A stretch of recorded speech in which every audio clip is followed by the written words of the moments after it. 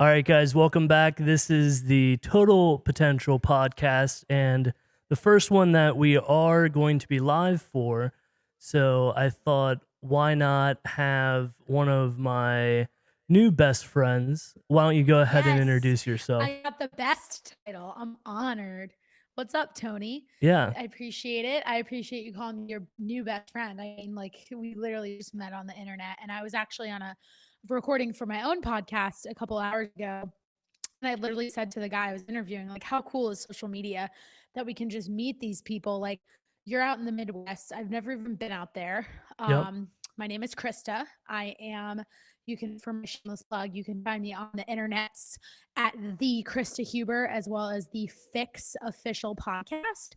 I'm also the future co-founder of a wellness center called Wellverse, which I'm very excited about and will absolutely touch on throughout Yeah, this and that's episode. how we really, I would say my first impression of Krysta was a 7 a.m. call where we spent about an hour and a half on the phone kind of breaking down the whole business, and we'll definitely get into that. And I definitely think it is interesting, the community that of podcasters and, you know, whether or not you want to call us ABC or the A team or whatever we're really trying to build. We're the fucking A team. Yeah, and I almost feel like you were also teasing me for the past, week or two too. I've really been trying to get her on for the past week, and she's taking care of her new puppy. She's handling all sorts of Zoom personal training, different things like that. That's one of the first things that I want to talk about. How has Zoom impacted your industry, and how have you been able to take advantage of it? Because I see you taking advantage of it. So I know a lot of people would probably be really interested to hear more about that. Absolutely. And I'd be happy to touch on it. I think it's a great place to start. So look, at first, I'm going to keep it real with you. I hated the idea of Zoom. I just thought, like, oh my gosh, clients won't turn their cameras on. This is going to be terrible. We won't get to engage with them. Like, I've never been an at-home workout kind of person. Like, I don't even like working out by myself as a professional. I love taking classes. I feed off of energy and vibe. I'm 100% an extrovert. I've probably only more recently become like slightly introverted, but I'm definitely not one of those like people who call themselves like an extroverted introvert or any of the You're an sort. extrovert trapped in an introvert's body. Yeah, for sure. So I was just like, oh my God, I cannot deal with this isolation. Like, this is had to make us all be introverted. And so to be honest, at first I was in a bit of a job transition in the midst of COVID. I quit my job almost a year ago in like 2 weeks or so, which is wild to think it's been a full year because a lot of crazy shit has happened since. But yeah, I quit my job and I was working for a company called Burn Boot Camp. I ran a location for them that I started and built from nothing. And it was a really, really amazing and rewarding experience. Challenging, very time consuming, super demanding, like mentally, physically, emotionally, all the things. I actually went to therapy because of it. I needed the therapy for many reasons, but everybody does. Definitely. I mean, this was one of the first things that we talked about. Not a lot of people realize, but Howard Stern. Howard Stern goes to a therapist 4 times a week. That I think it's almost a financial stigma where anybody who does shame anyone for going to a therapist just hasn't been able to afford it, right? Right. That And I it's think expensive, too. it's a human right, in a sense where everybody has their own environment and therapists help you navigate that, right? And if it's Howard Stern 4 times a week or what you've experienced, that I've also experienced it, and I think it's important to have a relationship too, because you can't just go 2 or 3 times. You're not going to build much of a relationship with your therapist. Every time you come in, they're going to forget your name, right? And they're not really even going to be able to pick up with your whole story. That's why I personally lost interest in therapy, because I almost felt like I was kind of rehashing the same stuff all over again. Yes. And the therapist never every really... time you got a new one. Yeah, like exactly. He never really invested from an emotional standpoint, where, I've also gone it from Keon, like the Reiki guy, right? Where he'll tell me his advice is, well, Tony, what do you want to do? Right. Or like his advice is like almost telling me to look within, which is like hard to tell somebody to do, but you have to look within, You do. You do. So And how was that I think Reiki session the other night? We never got to yes. talk Oh my about gosh. that. I'll tell you all about it. This is perfect. Like all of this intertwines together. So first, just to touch on your point about the financial aspect, I've probably spent tens of thousands of dollars on therapy in the last 6 months, easily. And I think that's unfair that it has to be that inaccessible. And look, don't get me wrong, never used it, but BetterHelp, Talkspace, like there's Yeah, online therapy BetterHelp. options It's that are like much cheaper. $1,200 a year, Yeah. $1,800 a Yeah, year, it's like something like 20, that. yeah, $20 a month, something like very reasonable. And Oh, 20 yeah, bucks a month? basically Oh, that's a I lot think it's better. less. Oh, okay. Yeah, it might only be like $10. I don't even know. But there's lots of companies, like for example, I work with a nutrition company called Stronger You, and they actually have a deal with BetterHelp where you can like get some sort of discount or complimentary component to it, because food atmosphere, relationship with food is often like a manifestation or a cover for anxiety, depression, all those kinds of mental health issues that can be masked based on your relationship with food, or like medicated with your relationship with food. Like I know I've done that. Like when I was so depressed, I would just eat to the point of like feeling numb, because then it wouldn't even like allow my brain to think. I would just like feel this like general, like you'd get a rush from the food, and then what happens is like that same amount of food no longer continues to satisfy you over time, and you're like, oh my god, like I need more and more and more, and you just like become like this like machine, like a vacuum. It's scary and horrible, and I like really feel for people who have long-term binge eating disorders, because I think it's very difficult to break that cycle. But it's like any addiction, you have to want to change. Like it doesn't matter if it's drugs, alcohol, sex, like you have to want to actively change, and there's no person you can want to change for other than you. So like what you said about like observing yourself, like that's the whole point of Reiki, that's the whole point of meditation.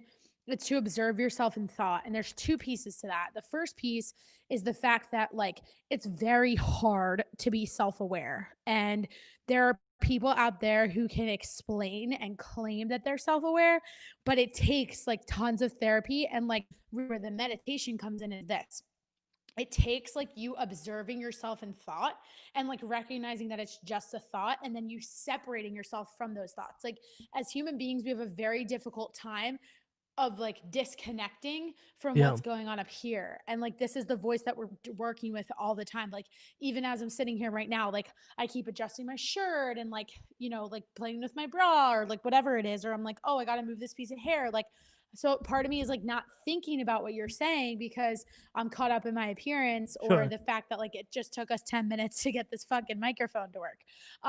So No, and I that's good think to, be able to break that fourth wall. And yes. and in my own opinion, it's almost like um delayed suicide, where if you are unhappy with your situation, you look at eating as, wow, the more that I eat, the bigger that I'm going to get and the closer to death that I'm going to be. And that is Sure. people's relationship with food, that, the more that I eat, the worse that I'm going to feel and the closer to death that I'm going to be.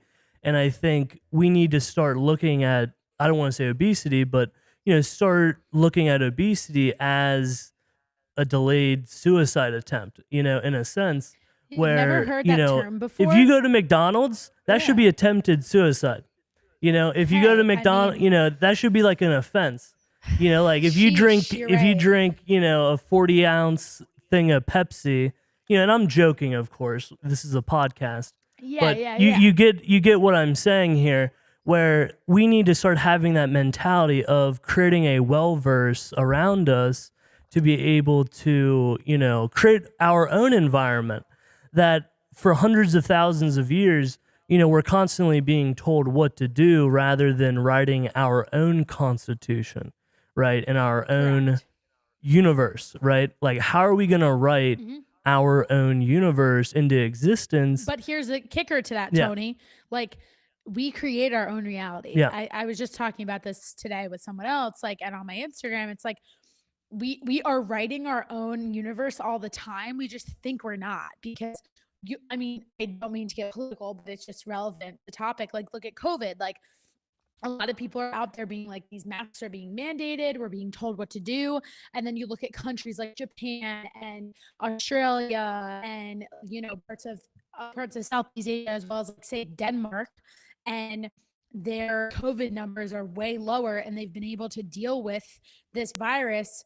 But it's like literally in the DNA of America, like what it was founded on, the United States, to not go with the grain. Like, if your government's telling you to do something, you're gonna be like, hell no. So it's almost like this, like, just as much as that, like, you know, there's the American dream. It's like we have this, like, right that we feel that because of, like, the Declaration of Independence and, you know, separation of church and state, and just the role that the government is supposed to play in our lives, like, we feel like we're living in a George Orwell 1984 situation right now.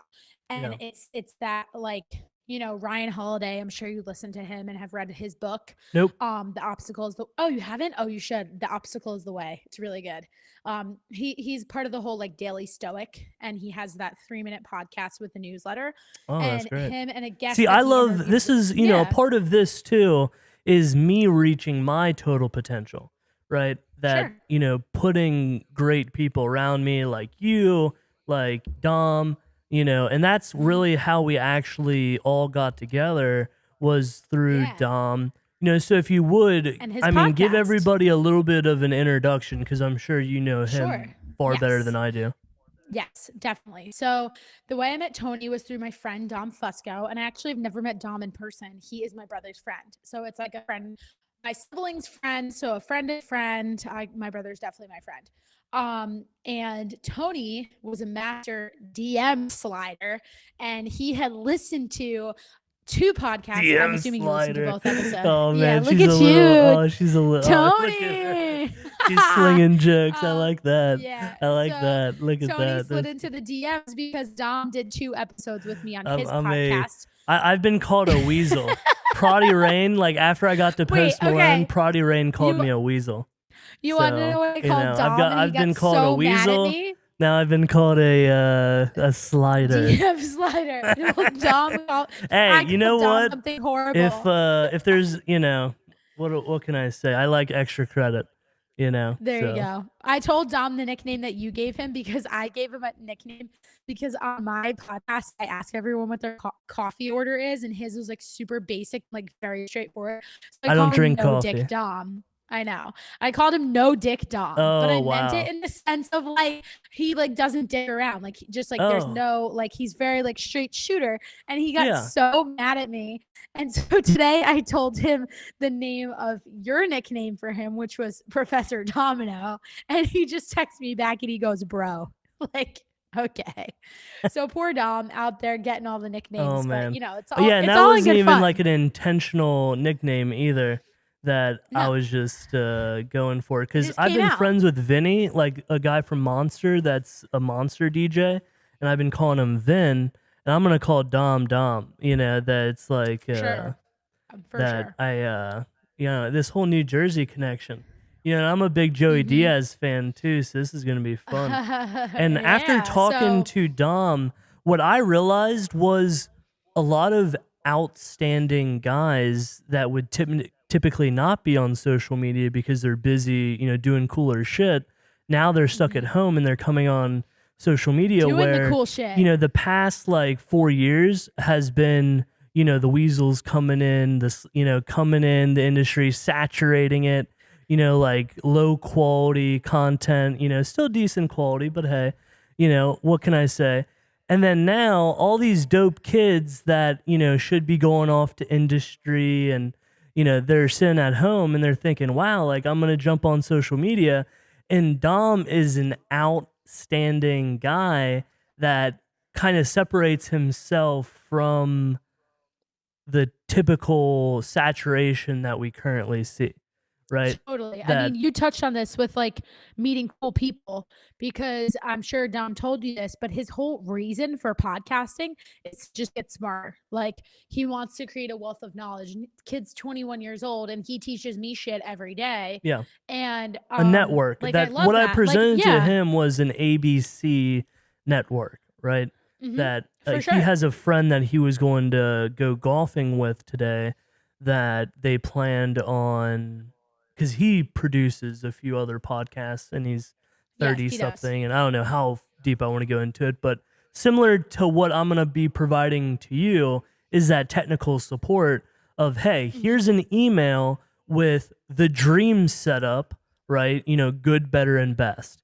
Do you want to spend a shitload of money? Do you want to spend a decent amount of money? Or do you want to spend the bare minimum of money to, get you Make it to work. at least quality, and Mm-hmm. consistency and reliability and, you know, and also backdrops, like looking at, different lighting and, moving forward, talk a little bit about your podcast. Like, when did you start it? Sure. What's it about? Like, who are Mm-hmm. some of the people that you've brought on? Yeah, for sure. So I am launching a podcast hopefully next week, if not the following. So it's coming soon. It is called The Fix, like I mentioned at the beginning of the Oh, that's program. right. You've got And some mhm, scheduled. Yeah, that's right. Hell yeah. yes. So I'm in the pre-production phase. For those of you who are social media people out there, Tony and I jammed over this earlier, but if you are thinking about starting a podcast, the best thing you can do for yourself is record as much content as possible ahead of time. Some people don't like to do that because they worry that if they get too far ahead, like the context won't be relevant, but there's easy ways Oh, around that. Like every time I join my episodes, I always say the date that it's being recorded just to like mm, give people that awareness.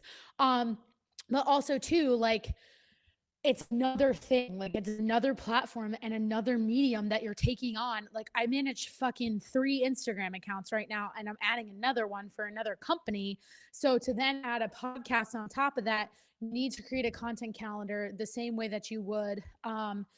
It seems like Dom can kind of get away with like doing it the week of, but he is still in school and he's probably had a little bit of an easier time managing that. But the dude's also trying to apply for like real jobs. So it's a lot to figure out. And like for me, I just happened to be in Charlotte last week, which is where I spent the past 4 years, and I'll weave this in later.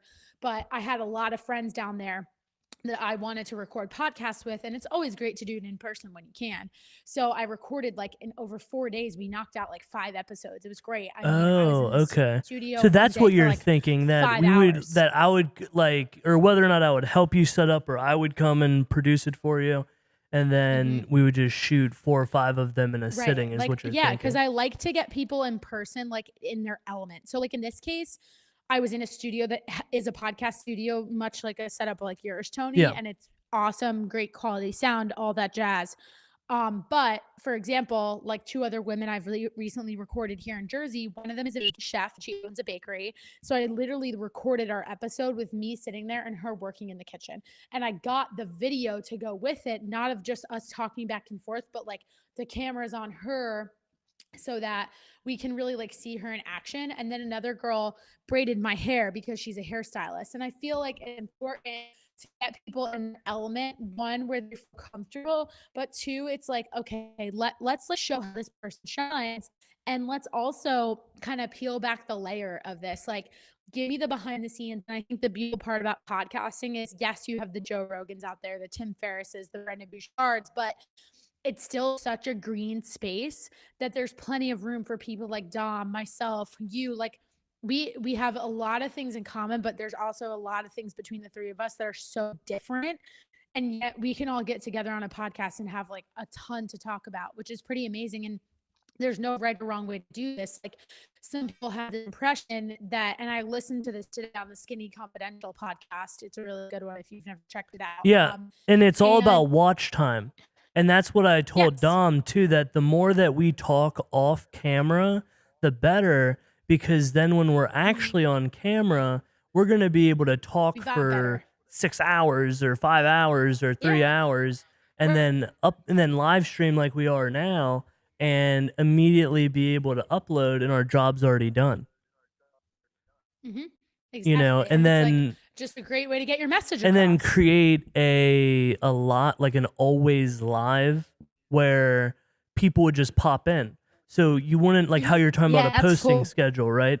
That what I would like to create is a a VR live recording space where it's always live, and then whoever would pop in, and then it's just kind of like because like what's different between us and ABC or Fox, right? They are live 24/7, right? So guess what I've got to do? I got to be live 24/7 and pack it. You know, right? That I mean, I've got probably CNN about. was the first to do that. What's up? CNN was the first company to ever come up with that. Yeah, and half the stuff could be looped. It could also be like an MTV before MTV was lame, where we would actually have music videos or music concerts, and then we would have our own, product placements. It could be on Patreon. It could be on ViewStub, which is the virtual, which we haven't really talked much about.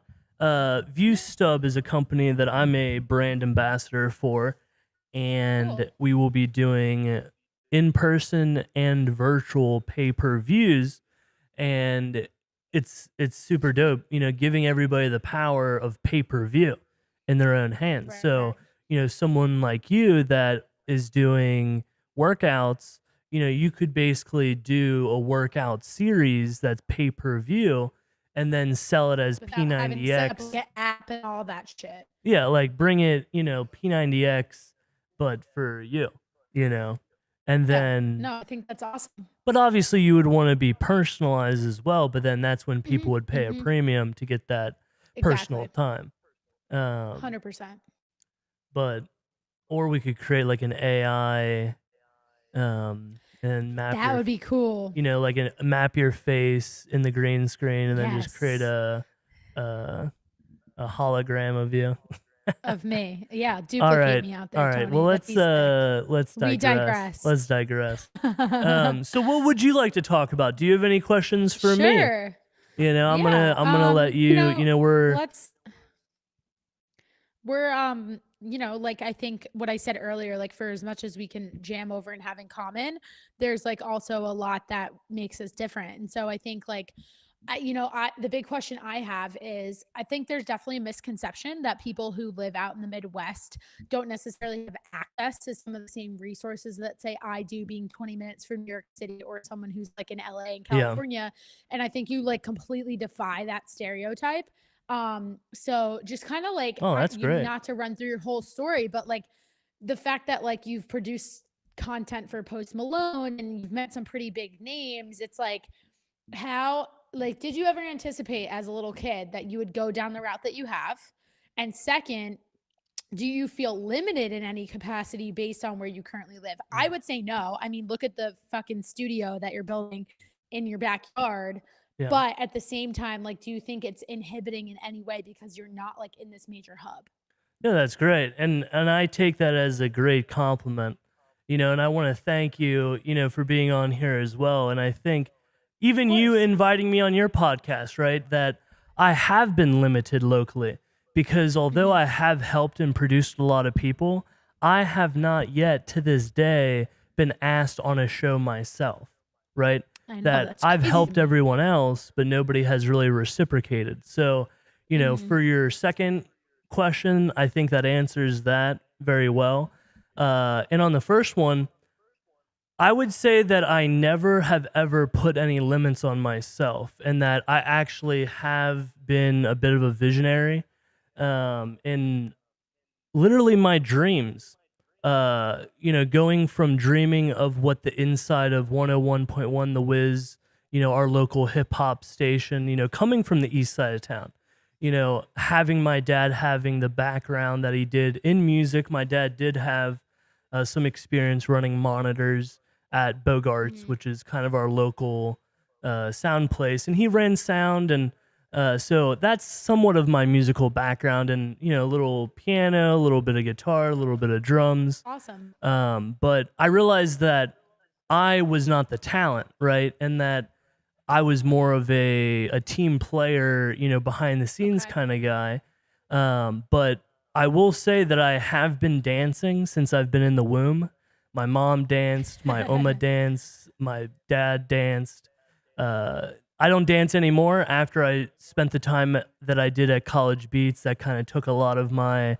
I'm a bit, bipolar in a sense where, I'm either 150% in or 150% out. Totally out. So there's no in between.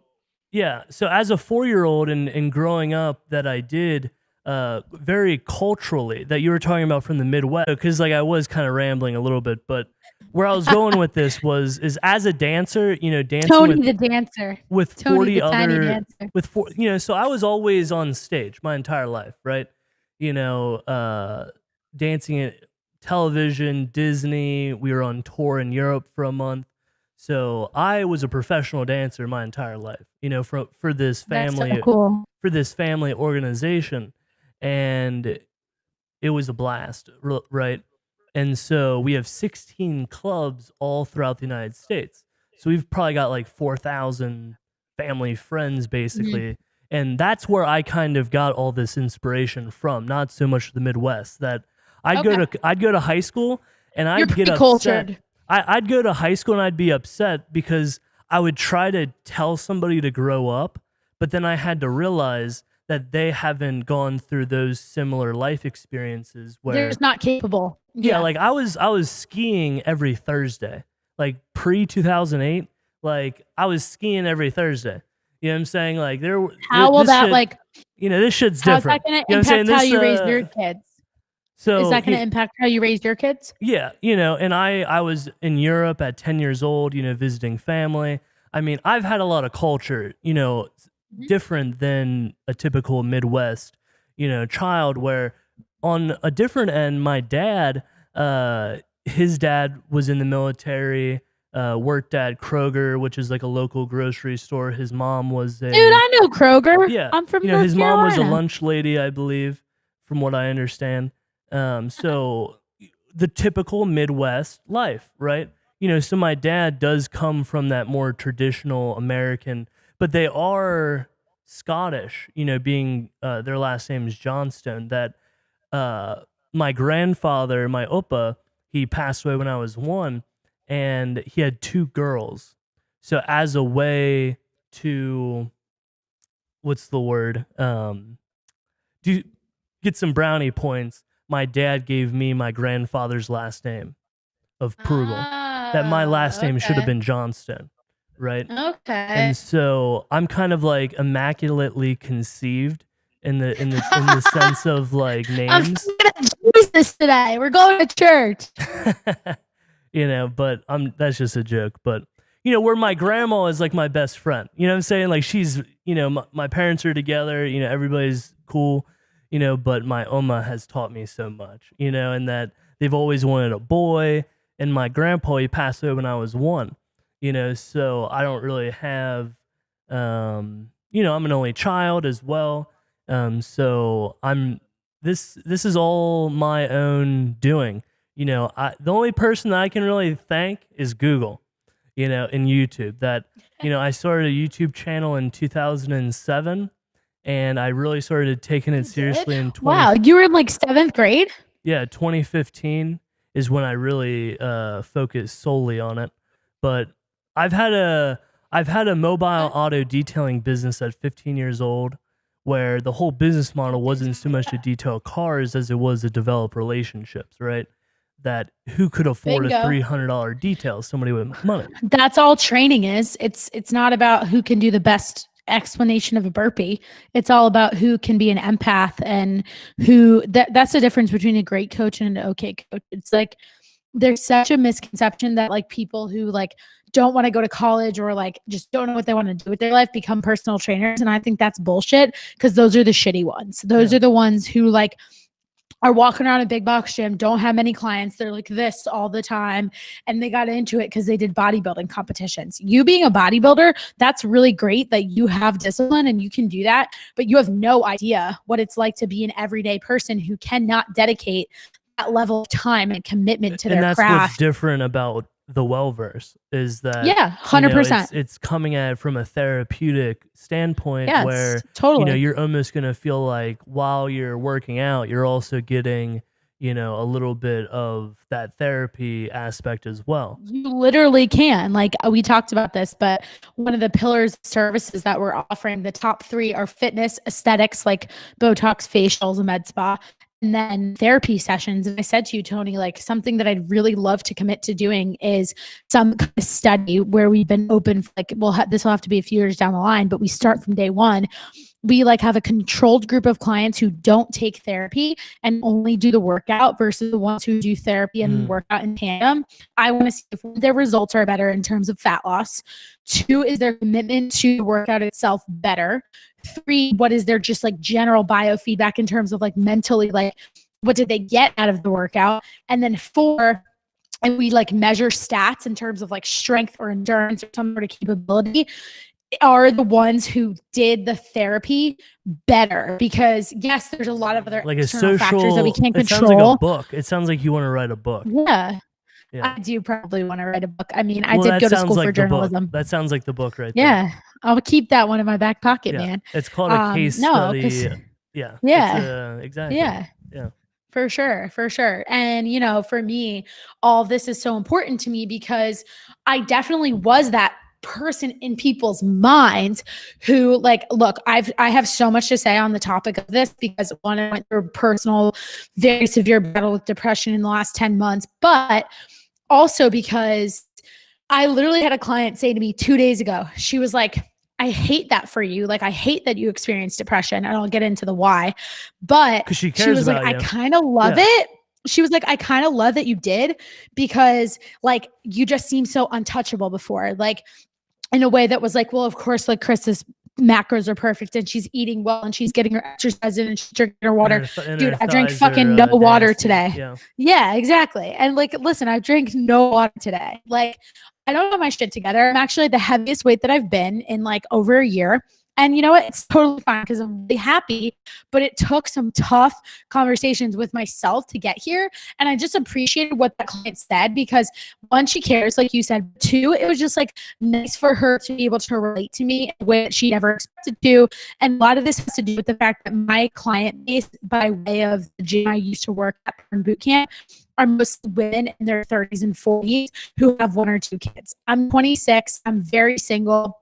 I literally just broke off an engagement, not have a baby anytime soon. And if I do, like, who the fuck knows if it'll be with a partner? And if that's the case, that's completely fine. Like, I'm not thinking about that. I'm launching my business right now. Hey, and as I'm long just as gonna focus on as long as there is school that is afforded for, that I would never have There kids you go. until I can afford like the grandchildren's education, right? Right? I think that's a really good barometer because look, it's not cheap. Like, I'm going to be paying off my student loans for a while. And, my parents and I joke, like, what did you get that? And I don't think it's a joke, but they say to me a lot, like, what did we pay this $250,000 for you to become a trainer? But that's that mentality of what I described earlier of like someone being in this big box gym and just trying to recruit clients. So you got like a degree in training. Yes. No, I didn't. I did not. So their point was like, I went to school for journalism. I thought I was going to be like the next like Aaron Burnett. That was my goal. And I didn't use it. And I'm putting the quotes for everybody who's not watching. Do you want me to turn you? Do we want to go at her? I mean, tell me about her. What's her name? Aaron Burnett. Okay. Yeah, so she's on CNN. I think she has a show called Aaron Burnett Out Front. That's why I asked Dom. I was like, Dom, do you want to come at ESPN? And he said no, more like Barstool. But like a more business savvy Barstool is what we're thinking. She's like a financial person, so basically, so we're thinking about like a financial Barstool kind of thing. Yeah, yeah. So like, so she worked for Goldman Sachs, and then kind of like, here's the parallel I could draw. I remember her. Oh, okay. She came out of the woodwork. During 2008, because she could understand and explain the housing bubble, the stock market. Like, she was an expert in the finance world, and she was good looking, and she could speak in front of a camera, and that completely changed the trajectory of her career. And when I was in college, a lot of people gave me that advice, like, don't worry about the journalism part. Like, you know how to write. That's an innate skill. Like the ability to speak and your training. Like, they're like, just work on getting hot. They said to go. No, they told me I already had that part covered. They said that I should go into, they said that I should go work for a bank. So that's exactly what I did. Okay. And so it was like, develop the niche first. And I worked at Bloomberg for a little bit before all of this. So I did financial news reporting, like on the stock market, specifically on equity. And I really, really loved it. And then unfortunately, I had done an internship, and this was a pivotal moment in my life. So I did an internship with them. I got it a year early because Bloomberg doesn't like to hire people right out of college. They make you intern like one more year after you graduate. And so I got an internship with them the summer going into my junior year, which was unusual, but they gave it to me and I had such a good time. I loved it. I remember every single person that I worked with there. God knows if they'll ever listen to this, but my editor at the time, his name was Brad Skillman, and I worked with this other guy a lot, Ari Shapira, and my good friend Josh. And they were awesome. They taught me everything they knew. And I thought that I was going to go back there again. I got nothing but positive feedback, glowing reviews, whatever. And then all of a sudden, November going into my second half of my junior year rolls around and they're like, oh, just kidding. Like, you should go get experience elsewhere. Like, you did a good job, but we just think it'd be valuable for you to work for another company. Mind you, I'd already worked for USA Today newspaper the summer before, after my freshman year. Like, I was dead set on being a journalist since age 17. Had a great experience in high school. I ran an independently run, no prior review student newspaper in Westfield. Westfield High School was where I went. And I was really set on pursuing that path. I've always just naturally been a writer. Like, is that the direction that you see your podcast in a wet dream? No. Like, no, not at all. Like a financial show? No. Okay. No. Like, not even close. Like, I have no desire. You want to do more lifestyle that stuff, not finance. Yeah. I mean, look, like, I just spent $20,000 on a wedding I didn't have. I don't think I'm exactly qualified to like talk about finance, and I just don't think it's very sexy. I can tell you how to rack up some debt. Scripts. What we would do is I would find like news things, and then you would just talk about it and look pretty. Yeah, no, we could do that. That's what I'm saying. That's like, because I've got a stockbroker friend that his daddy owned a firm on Wall Street, and he knows a bunch of stuff. So he would kind of be we can jam with him sometime. You know, but, and he's older. No, he's like in his 50s, or but he golfs a lot. And he lives in upstate New York, in Binghamton or something. Oh, Binghamton. Yeah, there's a school up there. Binghamton. Very cool. Yeah. So basically, like, I thought that I was going to go work for a bank, and then I'd go back into so now what is your exactly. So where did that go exactly? So here's where it went. When I was 18 in high school, I had a senior project in my AP English class, and the only requirement, it was totally open-ended, but the requirement was that you had to teach yourself something. And I'm pretty sure it's ironic. My mom is the one who came up with this idea. And she'll get mad when I say this, but it's just how she makes me feel. My parents are not like super crazy about my career path because they think it's very high risk, and it definitely is. But and in a different generation, like, my dad is a CPA and my mom used to work in fashion merchandising for like the Limited and Daniel Corone in the 80s. And then we should just make her own brand to make her happy, and then use your following to sell it. Right. And then that's how you get her on board, right? Yeah, no, totally. I'm telling You're you, absolutely right. That's what we would do. That's what I'm telling you. Yeah, no, it's true. It's true. Just let her design a brand and then put it on her back. You know. Yeah. So basically, my mom told me that I should learn how to teach a workout class because I really liked exercising. I was a swimmer, but I wasn't planning on swimming in college because I was just super burnt out. And so I wound up teaching myself how to teach a class. I told myself that I was going to learn how to teach a class called Pilates. It was Pilates mixed with kickboxing. It's like famous in Russia. This, Russian ballerina Vivica Jensen. She's like a celebrity trainer now. She came up with the concept, and it's exactly what the name implies. And I wound up teaching in my friend's mom's studio, and coincidentally, I now teach there again today, which is pretty cool. So I've kind of come full circle with my whole story, despite a lot of bumps in between. And happened was this company, Paloxing, was coming to New Jersey to do like a certification this summer before I went to college. So I was like, why not get certified? I could do this as a work study on campus, whatever. And so I did it. And then I became known as that, like at school, like the Paloxing girl or like group fitness instructor. And I just kind of rode that out. And then while taking an internship in Charlotte with Make of America, which is where my story really changes. And I always kept a fitness job on the side. Like, it was how I made friends. Like, some of my best girlfriends I met through teaching them at Pure Barre. And then I started working out as a client at Burn Boot Camp. And look, I'm strong. And like, I have no problem saying that. People notice it. I put 150% effort into everything I do, especially the gym. I like to lift heavy shit. And people notice when you're in a group workout environment and you're killing it. And so that's kind of what happened. Your competitiveness. So here's the deal breaker here. How good are you at ping pong? I'm terrible at ping pong. Why? Damn it! I need you to say, "I will kick your ass at ping pong." I wish I could say that, but my hand-eye coordination, is kind of shit. What sports are you good at? So, like, are you just a gym rat? Swimming. Like, you don't play any sports. You're just a gym rat. I swam. You swam. And I was a dancer. Okay. Yeah. I did ballet and jazz and hip hop. Okay, so you're a dancer. All right. Can't play ping pong, but you can dance. Okay. Yeah. I'm a pretty good. Okay. I can twerk a little. Okay. No comment. All right. So yeah. So that's kind of how it all happened. Without digressing, so we talked about Dom. We talked about where you were. So now talking more long term, not long term, but sure. long term. Where what would you say would be your dream? Class? What would be like, if anything? What's like an unattainable goal, right? Like, okay, what's an unattainable goal? So first of all, I don't believe in unattainable goals because I'm living my dream right now. Yep. I want 2 goals. I want to open a gym and I'm going to open a fucking 100 of them. And I also would like to become a celebrity trainer.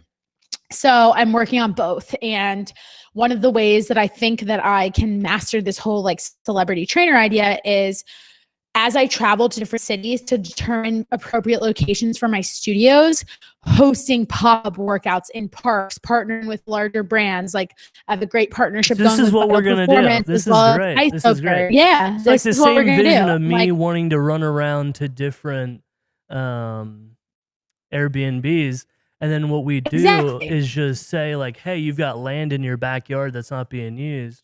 Can we make a low-key gym back there? Or building. And my business partner is an esthetician, and she wants to have a Botox bus. So I would provide the sweat, and she would provide the syringes, and we just go ham. And we make people look good, feel good, inside, outside. And, that's really our goal. And I think the cool part is, thanks to Instagram and Facebook and these platforms, like, the way we connected. Yeah, that's the same way you can do a pop-up. And look, like, I just saw something on Instagram the other day in Austin, Texas. People are taking RVs and converting them into gyms. They're like bumping out the doors and then adding bars to put like racks and cages on them and holding barbells on there and like attaching TRXs to like other suspended equipment and like just bring a bunch of battle ropes, like go to a playground. Like, you can work out anywhere. I just did this last week. I went to Charlotte. I was there for like 10 days and I taught like maybe 5 workouts. And, I didn't have massively big groups, but I had 10, 15 people show up at a time. They all donated a bunch of money. We raised a bunch of money for St. Jude's, and it was awesome. And it was like not a lot of effort on my part. 1, because I fucking love it, but 2, because I've been training long enough. Like, for as hard as my job at Burn Boot Camp was in the sense that it was demanding, like, no joke, in less than 12 months, I taught almost 2,000 classes easily. And I know for a fact because we kept track of it. And that level of intensity with training, coupled with the fact that my classes, this is a pillar of Burn Boot Camp, which is cool, but totally changed because of COVID. You don't have to sign up in advance. And the idea, because the target client is, like I mentioned, a mom in her 30s, 40s with 2 little kids, they don't want to penalize their clientele if they're late for a class or can't make it, because that makes it less accessible to them. So it's the idea that like they want to empower women to be able to just show up to a workout even if they're 5 minutes late because they got halfway to the gym and their daughter threw up in the back seat and they realized they didn't have the shoes. So as a trainer though, that was really stressful because sometimes I could have 20 people in a workout, sometimes I could have 10, and then other times I had 100. And I'm not exaggerating. So like I saw that today, like why can't I be like Sean Booth going around with Michelob Ultra or whoever he did this with, I think it was Michelob Ultra, because I went to a workout and just like doing these like sweat events. Like he's a solid trainer, but like he's only famous because of The Bachelorette. It's not because like he has some like crazy background and whatever. So do we need to make you a Bachelorette then? Yeah, we do. Or is it called The Bachelor, right? Yeah, we should do some sort of. I'm single now. Why don't you could be my next whatever his name is, Chris whatever. Yeah, exactly. Well, no, I would produce the show. Not? I'm ABC. Okay. Yeah, let's do it. I'm the guy that's like on the beach, like calling in from my cell phone, going, "Oh, is the show going on? Good guys, all right."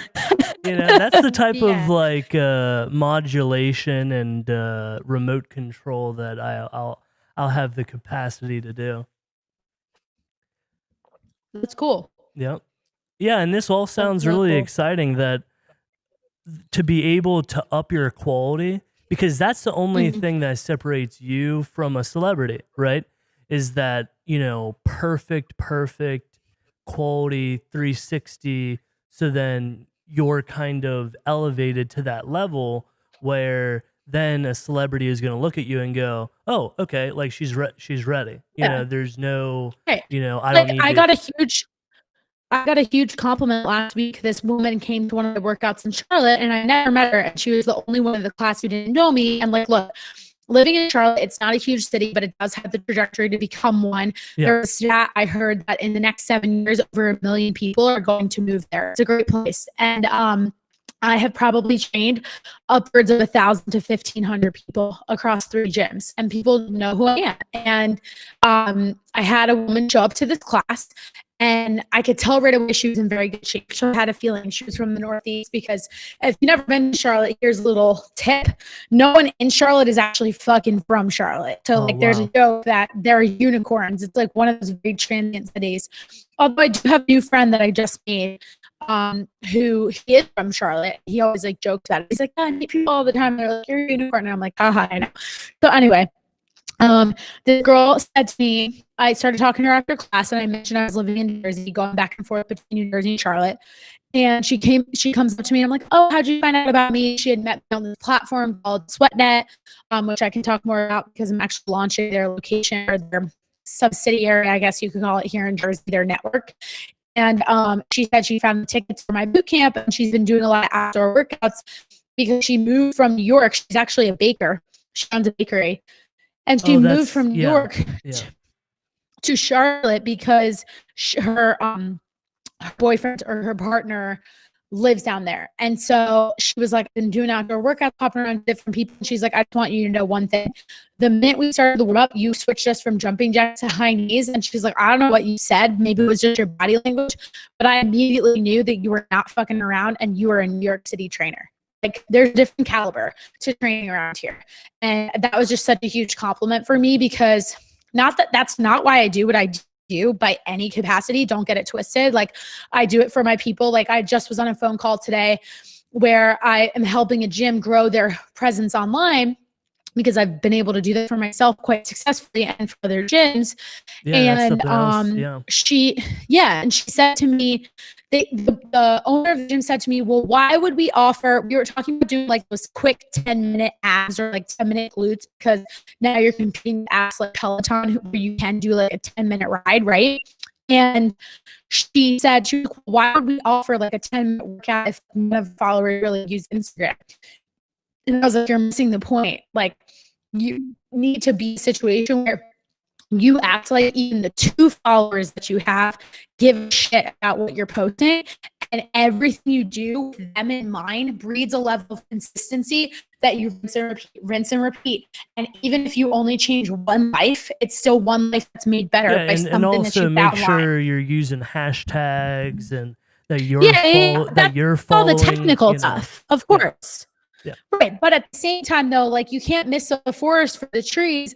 Think that trees are too small for you to go after, because you have to start somewhere. And it's like, if you keep coming up with those excuses, like you're never going to start. And that's going to meet you like and like, I don't think it's fair for people to say that, oh, the fitness industry is saturated. Like, I don't look at it that way. I actually look at the fact that it's saturated as a signal that this is an area that people are willing to spend money on. So why not capitalize on that? No, like, you have and to find not your a lot niche, of people can go out to gyms anymore. Better. I mean, it really is, where, and guess who's going to gyms? People that are the most social among us. So people are, missing that social aspect of going to the 100%. Gym. And and I don't want to say from a relationship standpoint, from a personal standpoint as well, that, I mean, how are people meeting people, right? Right. Exactly. And let's talk about this. Like, I think that here's what's going to happen with, sorry, I'm plugging my computer in because it's going to die. Look at restaurants. I think that restaurants are unfortunately going to price a lot of people out, because here's what's going to happen. They're going to become eating clubs or speakeasies or something of the like. And as it is, going out to dinner is like a luxury for many people, like especially depending on where you live. Yeah. So now think about the fact that these restaurants can't turn tables, and that's how they make their money. They're struggling to keep lights on. What are they going to do? Food's going to become more costly. It's going to literally cost you more money to sit at that table. And if you can't pay up, you can't hold your up to that, you're not going to have a way of socially interacting. And they're going to start charging like memberships and shit like that, like a speakeasy. And so I think that gyms are smart, and like, look, maybe I'm giving away like the secret sauce, but this is not a secret. Gyms could start feeding people. Yes, or I meant like for the social purpose, type like of thing. Like a food truck. Yeah, like right, or just like I'm gonna have a coffee smoothie bar. What if, dude, think about it. Everybody would go to a gym to eat.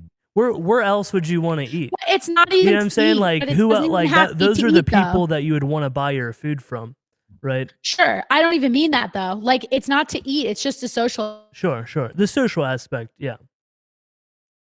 But how you're talking about coffee and having like we other put things too much emphasis on food. Yeah. We put too much emphasis on food in our lives. Like no food inherently good or bad. Like yes, there are bad ingredients, but someone fucking decided that like years and years ago. So like when you think about approaching the table at Thanksgiving, we're all like, oh my God, let me stuff my face till eat some full, and then I'll pass out from the tryptophan and the turkey. It's like, no, like why don't you think about like sitting down and being full and look, and like maybe you make an admission to like you're going to eat less food because you tell 2 stories about what happened to you in the past month, or like something else. Like I say this to my clients all the time.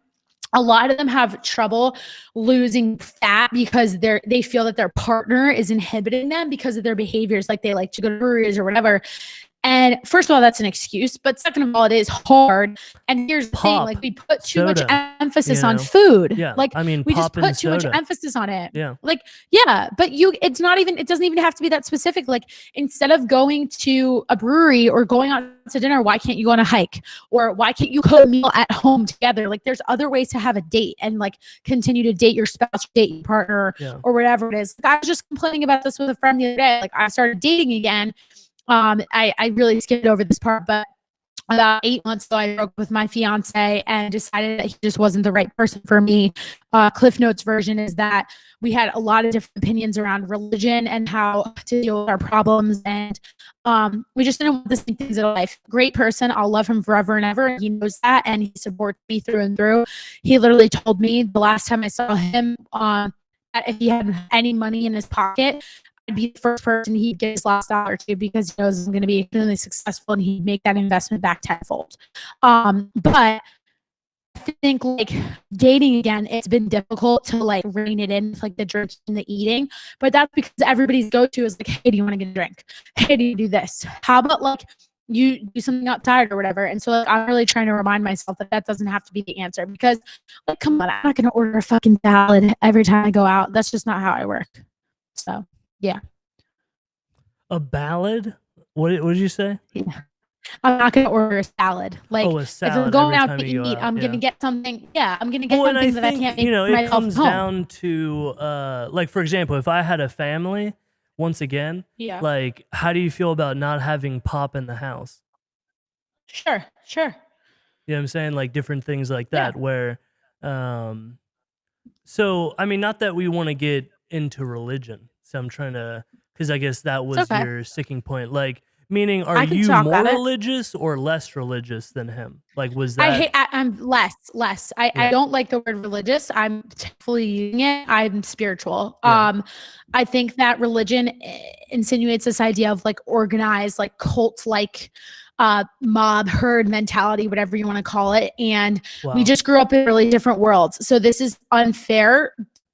He doesn't know anything else, but I think that's where I was angry in the situation, because I tried so hard to learn his way, Yeah. and I don't think he embraced mine. But it's only because his family didn't allow for that. Like Yeah. there was a group think among the people that he grew up with, loved, spent time with, that like Sure, and I'll unless you were their know, type of Christian, yeah, like you no, and have to I'll be their interject, type of Christian. too here that Yeah. I think his morals are good, right? Like the lessons Yes. that he Yes. has Yes. learned Yes. in life are good, and I think, you know, from my background too, to that you know, it's kind of like the Easter Bunny or Santa Claus, that at a certain age you got to Yes. kind of realize that the king wanted to be able to control the population, so then they wouldn't steal from him or come and kill him. So he gave the people a story. Like, not saying that Jesus wasn't a real person, but the Right. story has been altered Something over to believe thousands of in. years. You know, and similarly to, you know, Keon with Reiki, you know, that I had to tell him, Yeah. it's like, hey man, you know, astrology, all that stuff. That's from like the 14th century, you know, 15th century, you know, where my mentality is, you know, caves on Mars, you know, ice water on Mars, you know, take 3D images of our homes. So then when we're on Mars, we don't have homesickness, right? Because that's going to be the biggest issue when we're in the caves, you know, populating Mars, that, you know, creating Emerald City, right? That Yeah. we've got to be able to have a VR picture of our actual homes, because while we're building the planet, it's going to be pretty depressing, right? Damn, you know, Tony. so that's where my mind is at, right? Asteroid gold, you know, that I'm not thinking about, you know, fairy tales from 1,000 years ago, right? No. No way. So we're on the same page on that, so that's cool. Yeah, I just think like I feel like we're like, all like on a low key, like I feel like we should have some more hors d'oeuvres or something here. yeah, no, seriously, we should. Like, no, but I think here's the thing I want to drive home about it. It's like twofold. First is, it is okay to believe something different than your parents. Oh, absolutely. And I've seen this in like multiple capacities in my life. But I think unfortunately there's a very Southern mentality of like, one, being a good old boy, two, being a mama's boy. And it's like this idea that if your parents brought you into the world, you have to agree with everything they say.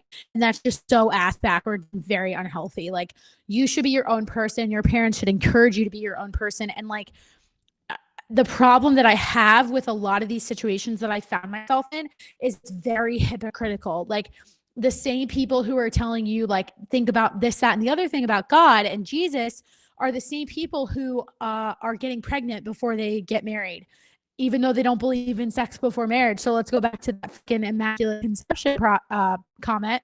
How can you sit there and act like you're better than someone because you want them to be the Christian that you expect them to be, when first of all, that's not what God wanted for you. He didn't want that for anybody, because you're passing judgment and he doesn't do that.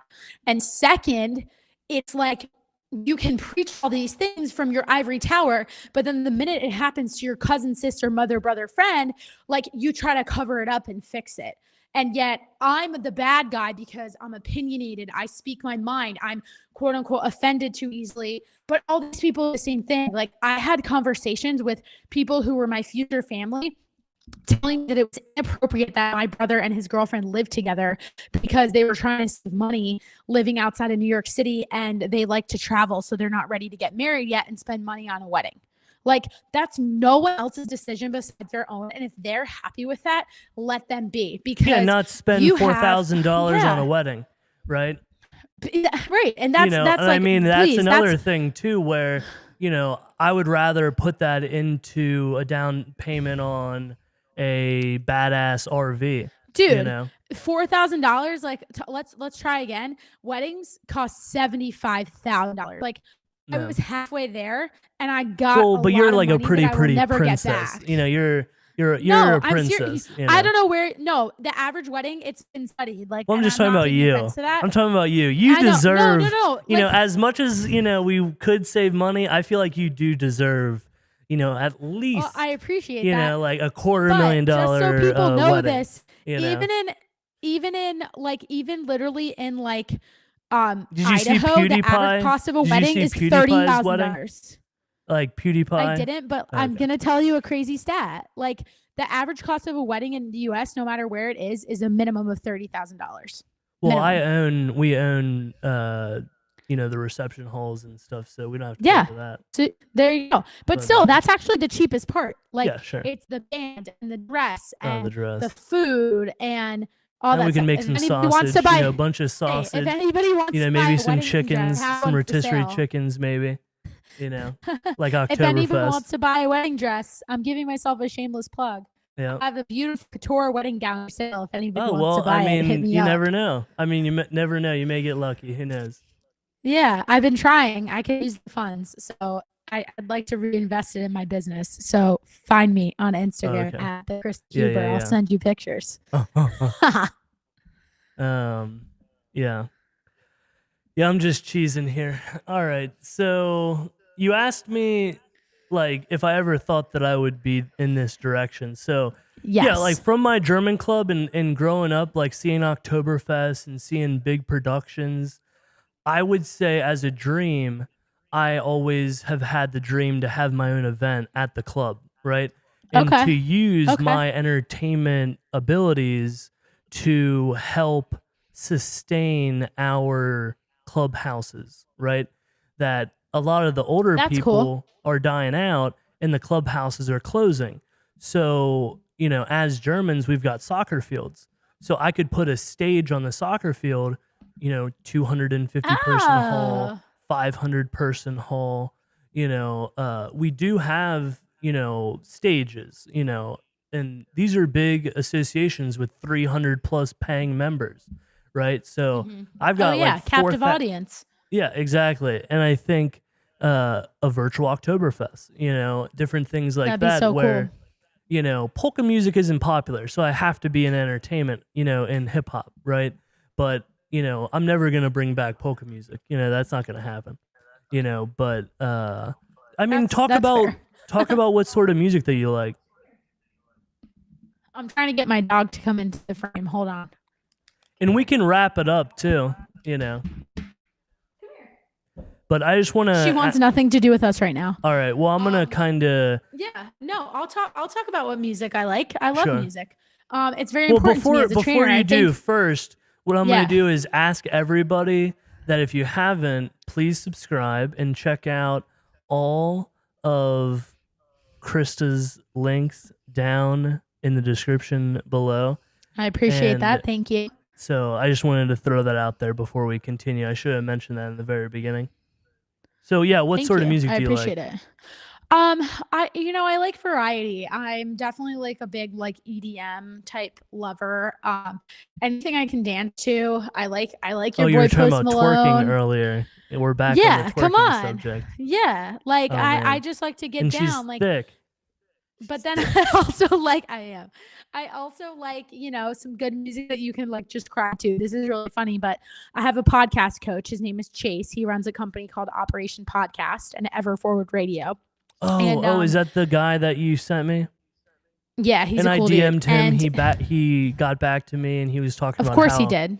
He knew Post Malone's sister or something like that. Cool. Well, so his brother Max runs a company, a candy company that makes gum. It's called Sour Strips. And here's where I'm going with this. Max posted. Max is very funny. You should follow him on Instagram. He lives in Texas and he has a golden doodle. And he posted his playlist the other day. It's called "Songs You Can Cry To," and it's like very like like like what is she trying? She's trying to me too. We're only in it about 30 minutes and I'm already getting me too'd. It's like you gotta calm down, all right? Me too'd.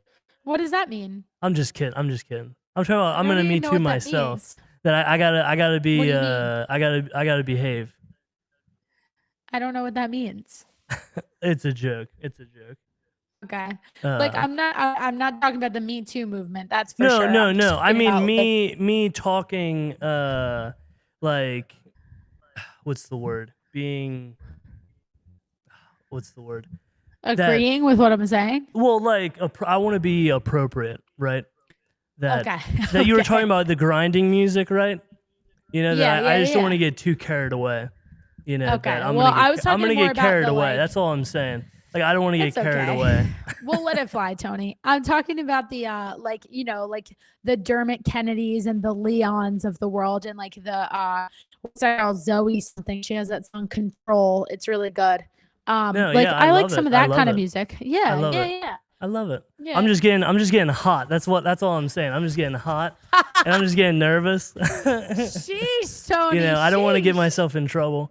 Easy there, Tony. You better get rid of that vest, Tony. Yep, exactly. So we talked about music and you recommended that playlist, which I will include in the description. You'll send it to me. You totally should. And I'll also include any other links that anybody would like to check out. Do you have any specific shout outs, like people that are a part of your team that have helped you be successful? Yes, for sure. So I did mention Chase. He's huge. And then Chase actually introduced me to a guy that I'm really excited to be getting up with next week. I'll be heading off to Arizona to Scottsdale for a conference. Chase's former business coach is now my business coach, and he is responsible for scaling a bunch of multi-million-dollar nutrition companies and the like.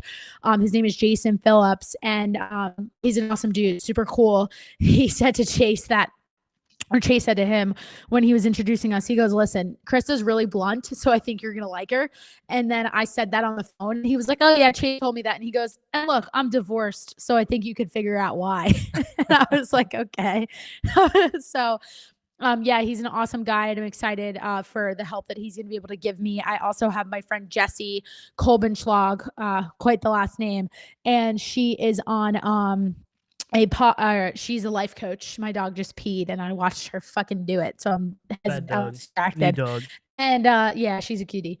And I got Jessie, and then I have to shout my business partner, Shelby King. She's on Instagram as that nurse Shelby.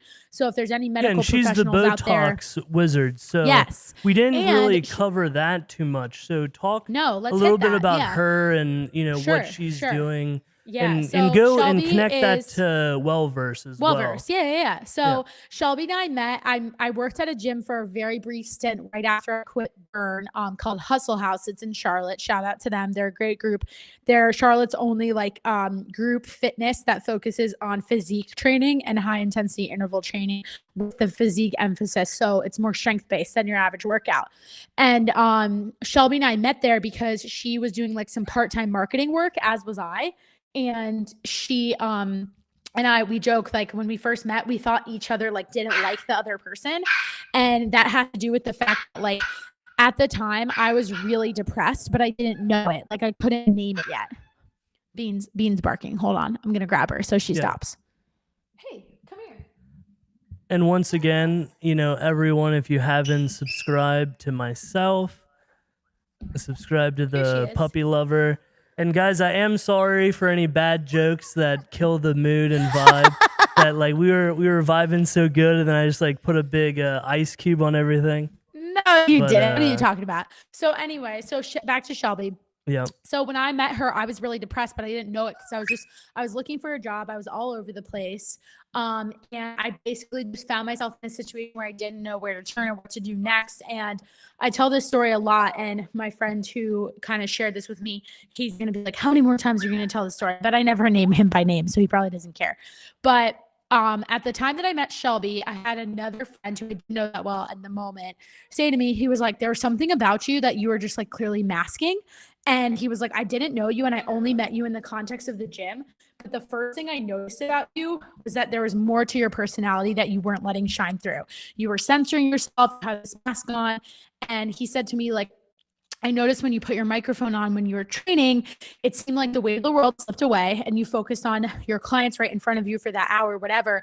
But then as soon as you took it off, it was like this rush of really horrible, like heavy feelings came back on.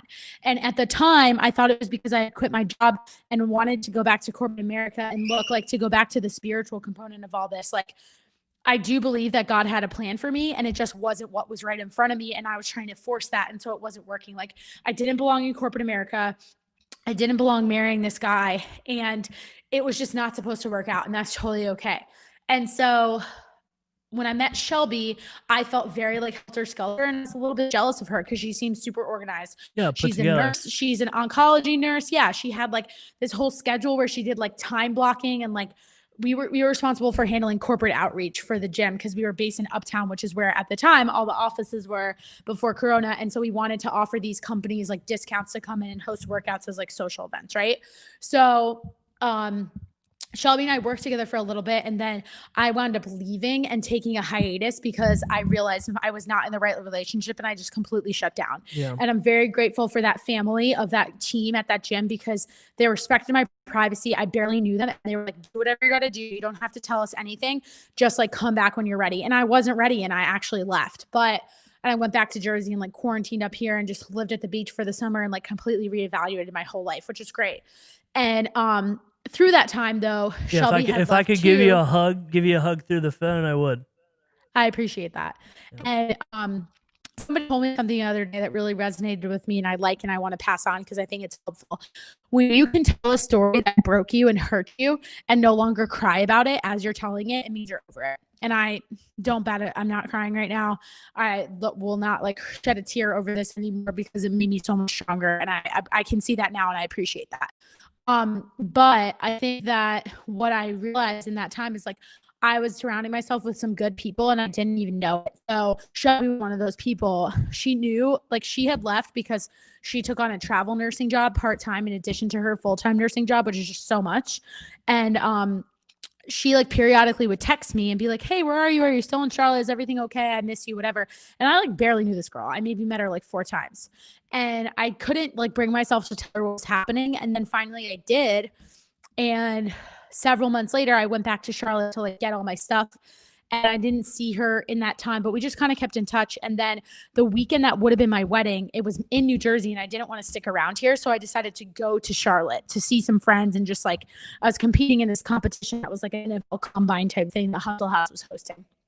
So I went and we caught up and literally we came up with this idea. It was her idea. And because she has like a background in like bikini competitions and she like obviously is interested in like the whole Botox world because she's always wanted to be an aesthetics nurse.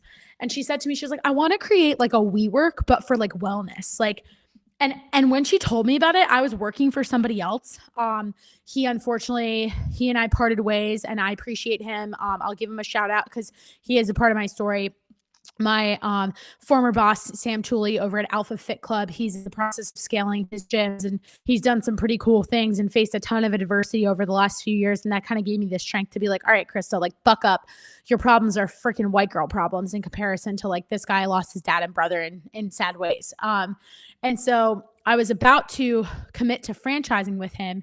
And then some terms of our agreement changed. And I don't really know, like he kind of ghosted me. And it's just the facts. So I don't care that I'm sharing that.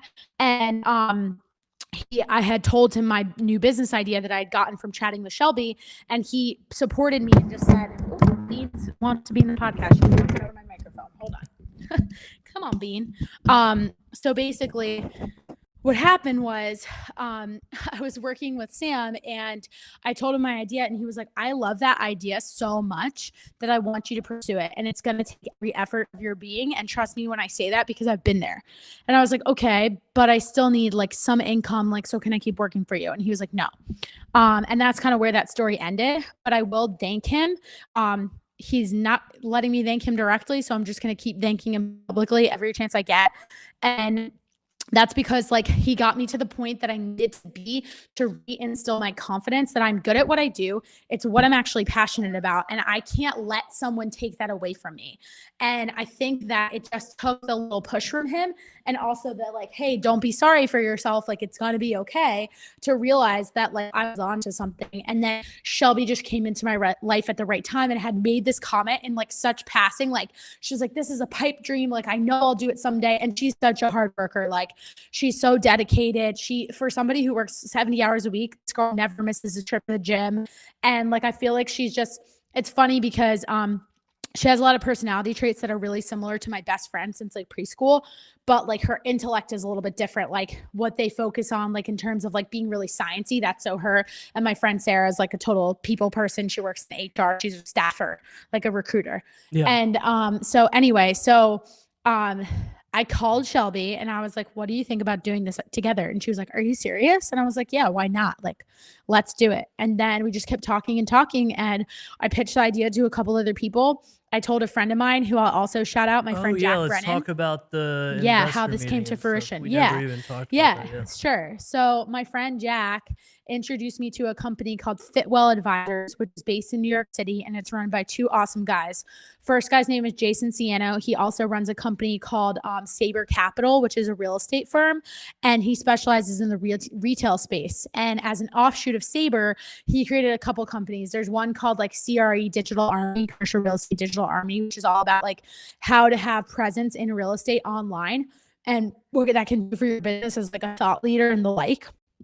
And then the second piece is Fitwell, which specializes in scaling gyms. And they've scaled some pretty large names. Everybody from Solid Core, that's one of their biggest success stories with Ann Malham, to Katya Dance Body, Soul Cycle, Equinox, Crunch, 305 Fitness, Katya. Jane Do. Yeah, like very cool stuff. I know. Katya. That's my grandma's name. Katya. I love it. Love it. And so I got hooked up through my friend Jack with Jason, and it's such a small world. Coincidentally, Jay knows my brother's boss because my older brother works in commercial real estate. So they're friends. And then I also have a partnership with a company called Recess. And they make wipes like for like deodorant wipes for working out, which are great right now because gym showers are not open. And coincidentally, the woman who founded that company, Jackie, is also friends with Jason. So it's such an incestuous, like 6 degrees of separation. I truly believe in that. And I got Jay on the phone for 25 minutes. He gave me his ear and I just pitched every idea I could possibly throw at him. He's like, I like this. I don't like that. You're all over the place. Give me more, sit on that, think about that. And then he passed me off to his business partner, David, and the rest is kind of history. So had the chance to meet David at a gym. This is pretty impressive. In the last 6 months, David found a location in New York City, and granted, he's capitalizing on COVID, and this is kind of our strategy too. Vacant space. Within 35 days, he got a gym, 305 Fitness. It's in other cities, up and running. Super cool concept. It's running like a pod of a circuit where you like have your own 4 or 5 pieces of equipment and the trainer's in your ear and you just like rotate around that for the 35 minutes of the class. It's a super cool, like very like poshy looking, like almost like what's it called, like very like Banksy art like that you'd see in Miami. It's called 305. There's no correlation to Miami. It's kind of funny, but it like feels like the Miami vibes. I'm pretty sure it's because it's like a 30-minute workout and it might have 5 blocks. It's like 3 by 5.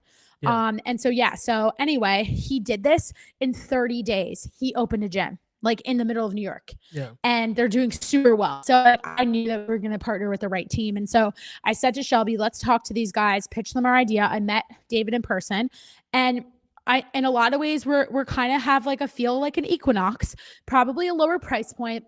And more importantly, no box gyms. I'm of the camp that like big box gyms are on the way out. Crunch, all those places. When the Botox is a competitive advantage, you know, the massage, Botox. Yeah, exactly. Like, you're not Equinox really like obviously stuff. The fitness is a part of it, But No, Equinox has it's the entire Botox. universe, Yeah. coffee. Equinox has laser. They have a med spa. Oh, okay. So that's why I'm comparing it to that. Okay. So I don't it's know. just on a much smaller scale. It's not going to be like 40,000 square feet. So yes, we do have I'm from the West advantage of being Coast, med or spa. not the West Coast, the Midwest. Yeah. So that's why I haven't So been there to you go. Equinox. That's okay. I've actually never been inside of an Equinox myself. Okay. But yeah, so anyway, so basically we came up with this idea that we'd like to have 5 modalities, and the top 3 are going to be the therapy, like I mentioned. So like mental health coaching, make it more accessible, less taboo. The fitness concept, which I'm still refining the details, but it's going to be like a quasi, like a third Pilates, a third strength and toning with weights, and a third treadmills. That'll be like the signature workout. I'd love to throw some boxing in there. And then every class is definitely going to end with like a 5-minute meditation. And Shelby and I both have had experiences where we've battled depression, and we've actually been on some of the same medications. So that's something that we bonded over. And it's interesting, and I bring this up on purpose. I had some else businessman who's of a totally different generation. And you want to know what he said to me? He was like, you need to walk before you can run. And telling someone that you're depressed is way too personal. I completely fucking disagree.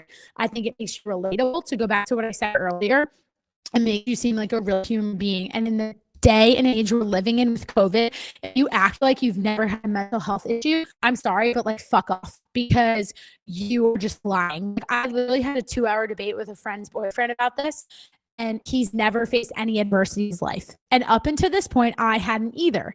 And so when I did get depressed, I had no idea and no skills to deal with it. None, not one. I was like, woe is me. The world is ending. Like all the bad things I could have possibly thought. Like we were talking about food earlier, and like using it as a means to like die more quickly. I totally kept thinking, like, I would say the most crazy things. Like I would just want to be like, I would think in my head, like, I'm just going to eat myself to death. And like, that's like literally so hard to do. But I just was so like, I got to this place where I was just like, I can't go on this way. I can't come up with a solution. And every word out of my mouth was like, I can't. Kept playing Monday morning quarterback. Well, and where was your boy? Where was your fiance and boy? I'm kind of like getting pissed off at him. Like, where was he? Okay, so I'll tell you. So like, I'm starting to kind of get like defensive. Yeah, so he didn't notice. He didn't notice that I was depressed. Okay. My little brother did, because he lived with us. Okay. And I was having a hard time finding a job.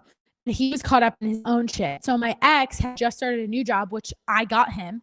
And he was also studying for the CPA exam. So in fairness, I was really trying to protect him because I didn't want him to carry my shit. And so I didn't want him to feel like he was going to be distracted in preparing for this test. But I took it to an extreme where it was like, I was doing all the laundry, I was cooking, I was cleaning, I was making sure he didn't have to make any decisions about the wedding, like nothing. And it just got to a point where I just literally burst. And so my brother called my parents, and they took me home. And I had that moment where I stood in the bridal salon with my dress and veil on.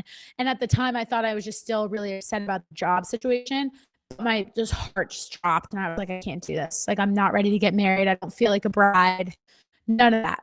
And I went back to Charlotte, and I told him how I felt. And he was like, okay. And I was like, I need a break. And he was like, that's fine.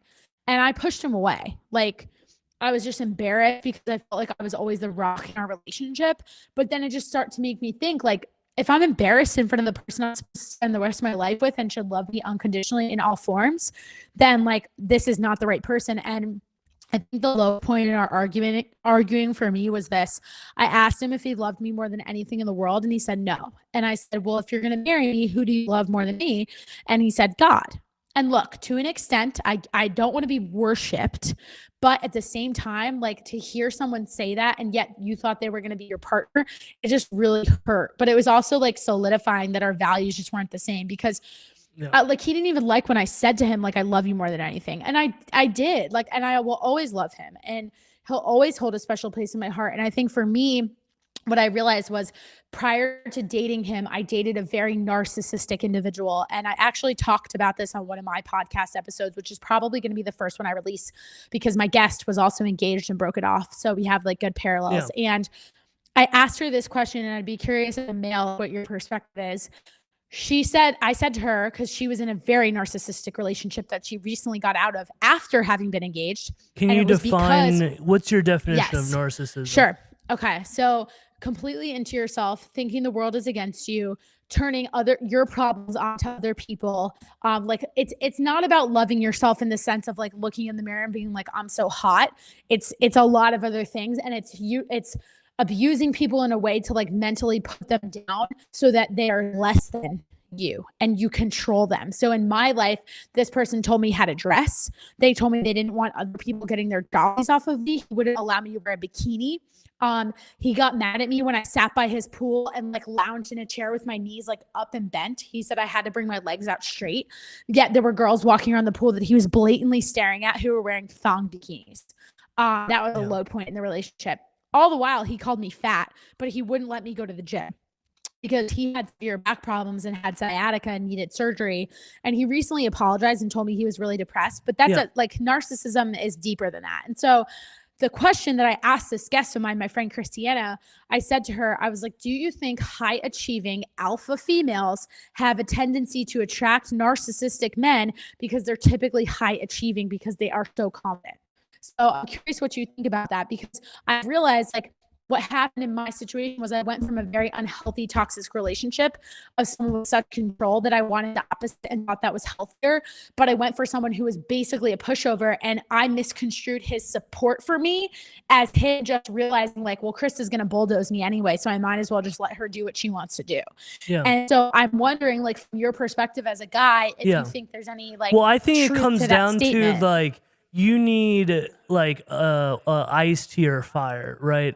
Where it's kind of like you want someone to compete with you and to be able to beat you in a sense, but then for you to also win, where it's a win-win versus, you know, one person losing versus and the somebody other who's person. going to elevate you. It's all about like, and I tell girls this when I am trying to court them. It's, you know, I want you to motivate me, and I want my happiness to motivate you, and I want your happiness to motivate me, and vice versa. Like, for example, massages, right? Like, I've got lower back issues, you know, different things like that, where it's like, I give great massages, right? That I would like someone that is reciprocative, where I don't have to spend $100 on a massage every day. Hell yeah. You know? You can come to my gym. I'll give you the family discount. Exactly. Someone with strong hands, you know, someone with a little bit of fitness, you know, that would, and, you know, sure, someone who's good at ping pong, but it's you know, we'll work it out. Is that a non-negotiable? Yeah, we'll see. We'll see. But I think that you asked me could you re-ask that question? Yes. Do you think there's any truth to this statement that alpha women can automatically or just by nature attract narcissists, because a lot of times narcissism is disguised in confidence and high achieving individuals? Yeah. I think that everyone is an individual, and you can't give a blanket statement on anyone or any groups of people. Yeah. And that I think like one high achieving woman versus another high achieving woman. For example, if you would have had a job that would have been kick ass and you would have been happier than anybody, you probably would be married right now. Exactly. I think about that all the time. So, but does that mean I would have ended in divorce though? Because there were things that we disagreed on. Yeah. That were huge. But yeah, I mean, I definitely think that high achieving, ambitious women do attract, I don't want to say con men, but, you know, con men in a sense where it's like their front to you to get in the door is, oh, I'm super confident, I can do all this stuff. Yes. But it's not showing versus telling. Like, for example, me.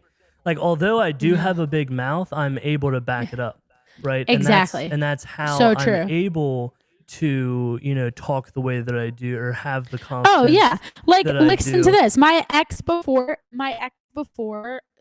fiance, he was the most insecure person I've ever met. Like, hands down. Like I said, on the inside, I'm an introvert, right? Like, inside, you know, my previous partner said that I wasn't attractive enough to be in front of the camera, right?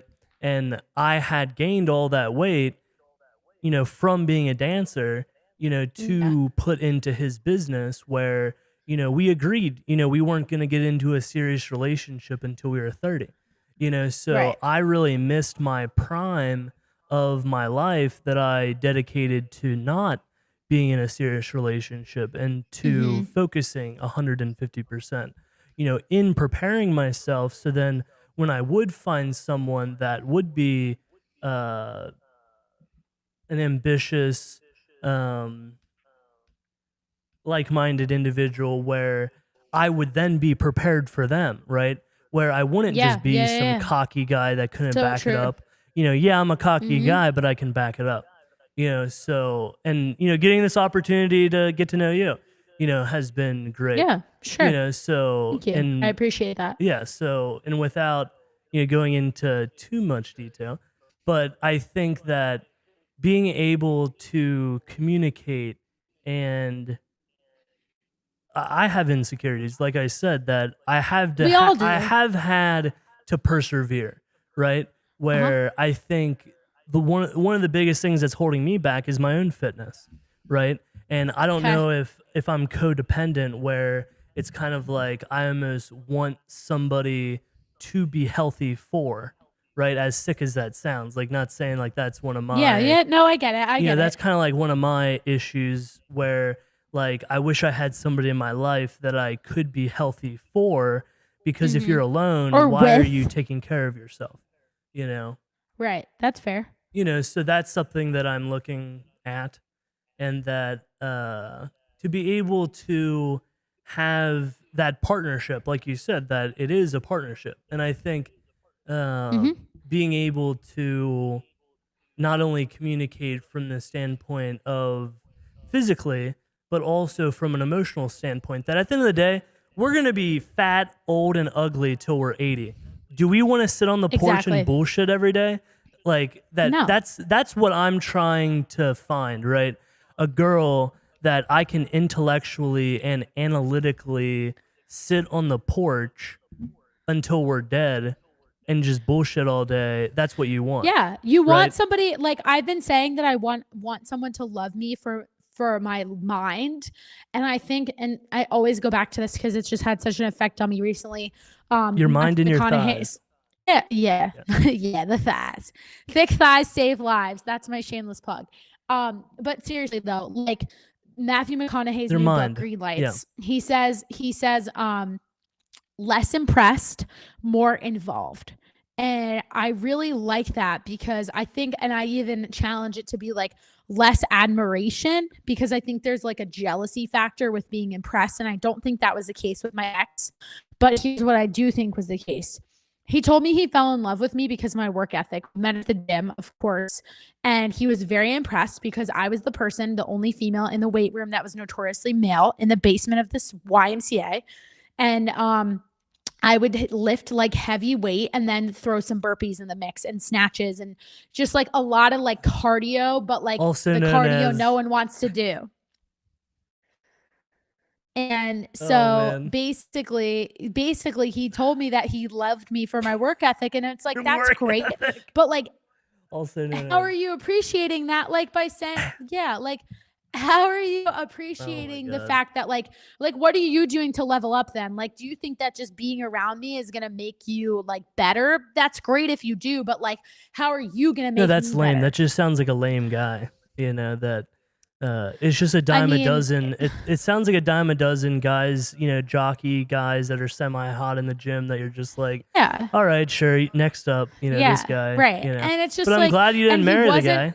guy, Thank you. I appreciate that. And like, here's the thing. It's just like I've had other people say to me since, it's like, well, how did this go on for this long? And it's because he's a nice person. Yeah, Like yeah. he's genuinely kind, but like, No, and I like I that you think, like nice people. I mean, that's yeah, also unique for a hotter girl, right? thank To you. like nice guys. That's Yeah, rare in no. itself And as well. it was like the whole nice guys finish last sort of thing. And I think here's the thing, like to go back to the quote, it's like, he admired my work ethic, but he wasn't doing anything to challenge it to be extreme. I'm a hustler, and like I wear that like on my sleeve, and like I would tattoo that on my fucking forehead. Like I will literally like eat shit to do what I'm Man, living out I right would now. love to And see I your want kids. I'm anybody to know excited to see that. your kids. That's gonna be crazy. That, like, you're gonna Thank turn them you. into like I'm trying to think. What if you were to have kids? What would you want them to do? And obviously, they could be free to do whatever they wanted. But well, so it's funny you asked this question because I was talking to somebody. Because you would be like the yesterday, craziest helicopter mom. You'd be like the PTA mom. You would be like I try to do it all. like the president. I mean, do you have presidential hopes? I was the student council president. Okay, you want to be the back president? To my roots, baby. I was the student council president of my high school. All right. So I'll be the. You want to be my like what's his name? I don't know. I'll be George Bush. You be Dick Cheney. You can be my Dick Cheney, but don't shoot anyone. Don't shoot anyone. Okay. Yeah, I don't know. Yeah. So where were we even going with that? I think we kind of went on a tangent. Okay. There. So no. So here, let me tell you. So, what I'm trying to say is this. I was talking to somebody yesterday and he was a swimmer and so was I. And we were joking because I told him that I was a very outgoing person. Like I've never met a stranger. And I do believe that that's true. And he was like on the same way. Like I literally just went outside and I was walking to the gym and I made 3 new friends. And like I started chatting with this one guy who was on a run and he was just trying to cross the street and he wanted nothing to do with me. And he was like, I'll be so forward with you that on the first time we go on a date, I'm going to buy your ring and bring it and propose to you and then see if you have the balls to ask people to take our picture. And I was like, wow, you're really funny. Like I respect that. And so he said to me, he was like, oh, you were a swimmer. So was I. And then he was like, yeah, our children are going to have to be swimmers. And like, look, I would love for my kids to be swimmers. So I'll tell you what, they're definitely going to jump in a pool because here's why. Swimming is black and white. It builds character and it teaches you how to operate as an individual. There's plenty of value to operating within a team. But if anything, swimming taught me how to be confident in myself, but also that you can't fucking bullshit because at the end of the day, whoever hits that touchpad first is the winner. And it takes a level of discipline, not just motivation, to be a good swimmer. Michael Phelps, yeah, he's got some crazy fucking body dimensions, but he swims 364. The only day he takes off is Christmas. And like, that just didn't happen overnight. And I think that there's plenty of sports that you could say that, but at the end of the day, I just feel like there are ways in like, say like a lacrosse or whatever, like you have the team behind you that it's a lot harder to like prove that like, other than if you're like the number 1 goal scoring person on the team or whatever, like those stats, it's just swimming's a different beast. And it'll be a sport that I can do for life, which I truly appreciate. It's really good rehab. Yeah. Physical therapy. Yeah. And so I know that my kids will be that way. But here's the other thing that I want my kids to know. They can do whatever they want. Like whatever they want, as long as it's not illegal. Like, I just think that, and I don't want them to feel like they'll never measure up. This is something that I'm struggling with in my personal life because I think it's really hard to be, it's easier to be neutral. Like if you had an opinion about me, Tony, I'd be like a little bit butthurt if I didn't agree with it, but at the same time, I'd be like, oh, whatever. Like, I don't even fucking know you. And I could like also just push you out of my life if I really wanted to, because I felt like you were diminishing my joy or like putting negativity on top of my positivity and trying to bring me down. But I don't want to do that to my family. And I felt like I created, and then my family kind of cultivated, and the town I grew up in, like I grew up in a very white suburban town.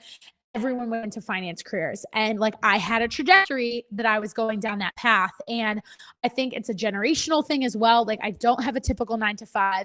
It's funny because my dad doesn't either. He is a CPA, which is a very safe industry. So would you say that you want a partner that has a more secure lifestyle, or someone that is taking as much risk or more?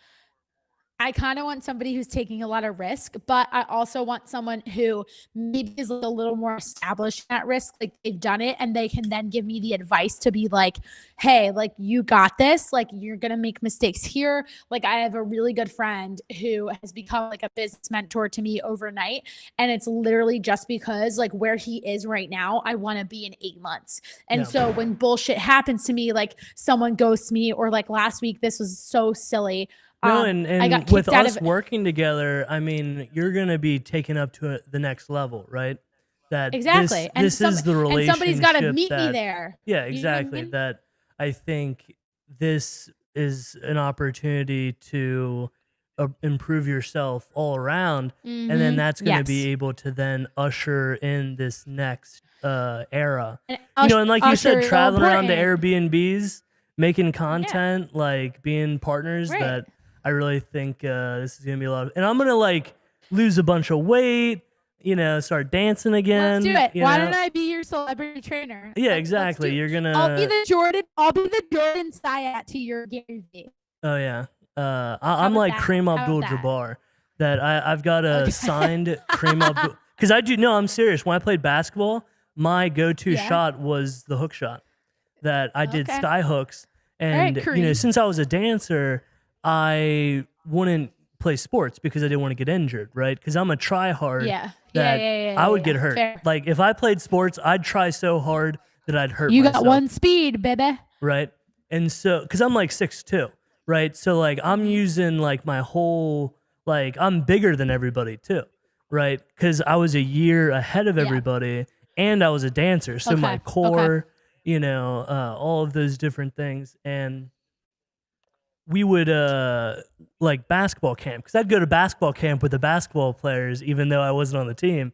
But so I'd go to basketball camp in the summers, and then I'd I don't want to kick everybody's ass, but Zane Bierman, the other five, I was obviously taller than him, but he was the other big guy, right?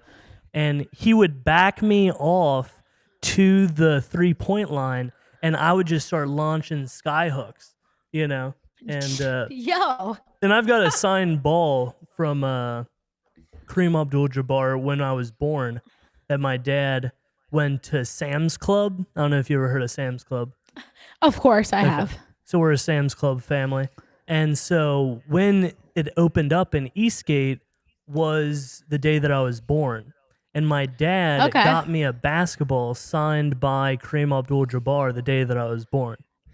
Right? So, and Kareem Abdul-Jabbar is the most scoring basketball player. Like he's the highest scoring basketball player, I believe. Most winning, No, most scoring. Cool. He scored the most. Not most winning. The most. He's scored the most baskets. Scoring. So Kareem Abdul-Jabbar. For me, I don't even like talking about who the GOAT is. I want to put the time into being the GOAT myself, right? That I'm. We're like. If I was staring at you, like if we were in person, right, and I was just staring at you, I'd be like, hey, like there is no Michael Jordan. Like we want to put Michael Jordan 8 foot in the ground. You know what I'm saying? Like we want to be better than what's already great. Right. That's just the bar. But exactly. Let me ask you this. For sure. Let me ask you this though. That's slightly dangerous, because this is exactly where I was going. Is like I grew up in this environment that was like, okay, that's your mentality. So we don't have to, but we can operate that way. Yeah. But I like to operate that way, but it's a double-edged sword, because I think it's also made this expectation, and this is what I've learned to be separate from my thoughts and like my reality and my being, is the fact that like it's not my job to live up to other people's expectations of me. Our own expectations. Or I was good at something. Yeah. Yes, because we create those expectations based off of the feedback we're receiving. That's true. Yeah. So I just feel like it put me in this place of like, okay, the bar is just going to get higher and higher and higher and higher. And then it's like, well, what's the breaking point? And for me, it was like, I couldn't find a job. And at that point, I had faced no other adversity in my life. I was disappointed in a lot of people because I felt like I put myself on the line and like give it my all. And in hindsight, the jobs that I had that I hated, like the Bank of America, Baring, and all these other places, like that was worth it because of the relationships I cultivated there. Now some of those people will be my investors. And I know Shelby feels the same way because she really enjoys being a nurse, but she doesn't want to work in a hospital forever. It's hard. It's emotionally taxing. It's physically taxing. Like I haven't heard from her in 2 days. And yesterday was Thanksgiving. And like she has to work and she's alone and she's not with her family. Yeah. And so I think that like, I said to her, I was like, keep going until this is at a point where you literally can't tolerate it anymore and your risk appetite increases, because that's what happened to me. Like I've gotten to such a low that I was just like, I have nothing to lose at this point. And like it's funny because she keeps saying that between the two of us, like she's like, let's slow down a little bit. But same podcast I referred to earlier from Skinny Confidential, one thing that David Hauser said to do is he's like, the ability to decide if you're going to be $1 million business within your first year is how fucking fast you can do the shit that's hard and the shit that no one likes to do. I'm like, boom, boom, boom, let's go. And she's like, wait, we got to think about this. We got to think about that. And I'm like, look, I thought about that. Are you talking about Shelby? Here. Yeah, because But I mean, and she's doesn't like, she I not want really have to mess with the business? She just has to come in and do the no, Botox. yeah, exactly, Yeah. exactly. So But she yeah. wants to be involved because she has enough respect for herself to be like, okay, this can't be people centric, which is something like she didn't realize that I already knew. But like, granted, I've already run 2 businesses. So I'm coming at it with like a really different mindset where she's like only worked in like a corporate environment where someone was dictating to her what to do. Like my job as a trainer, I was looking at everything. I was helping with managing the schedule. I was running our social media. I was looking at the P&L. I wasn't making decisions about how to like restructure, but like P&L. I was involved Oh in man, training that's other hot. trainers, like all of it. And so I can bring that expertise and be like, it's Yeah. finally time for me to do this myself. So a lot of people That's what think I I'm need. operating too I need some fast, but P&L action. yeah, but like, listen, I think that people can misconstrue you operating too fast with you feeling like you're operating too slow No, because you for just want me, to this get the decision, work over with. You know that yeah. that's how I've And always it's looked 4 at it. years in the making. It's 4 years in the making. That's the other thing. Like I Yeah. should have done this a long time ago. And it was just like this push from people like Sam, who I mentioned, that I needed to be like, you don't belong working for somebody else. Like, and you've been told that time and time again. So like fucking do something about it. And that's what I'm doing. And I don't care what it takes. I'm gonna eat a lot of dirt. And like last week, I was about to tell you this story because of my friend helped me through it. And like I got kicked out of a gym because I asked them to take a video to put on my Instagram because I have 30,000 followers. I was told that I was stealing their ideas. They tried to tell me that they trademarked their methodology, which is literally impossible. Let me know if you can trademark Orange Theory or CrossFit, and then we'll talk about trademarking methodology. You actually can't.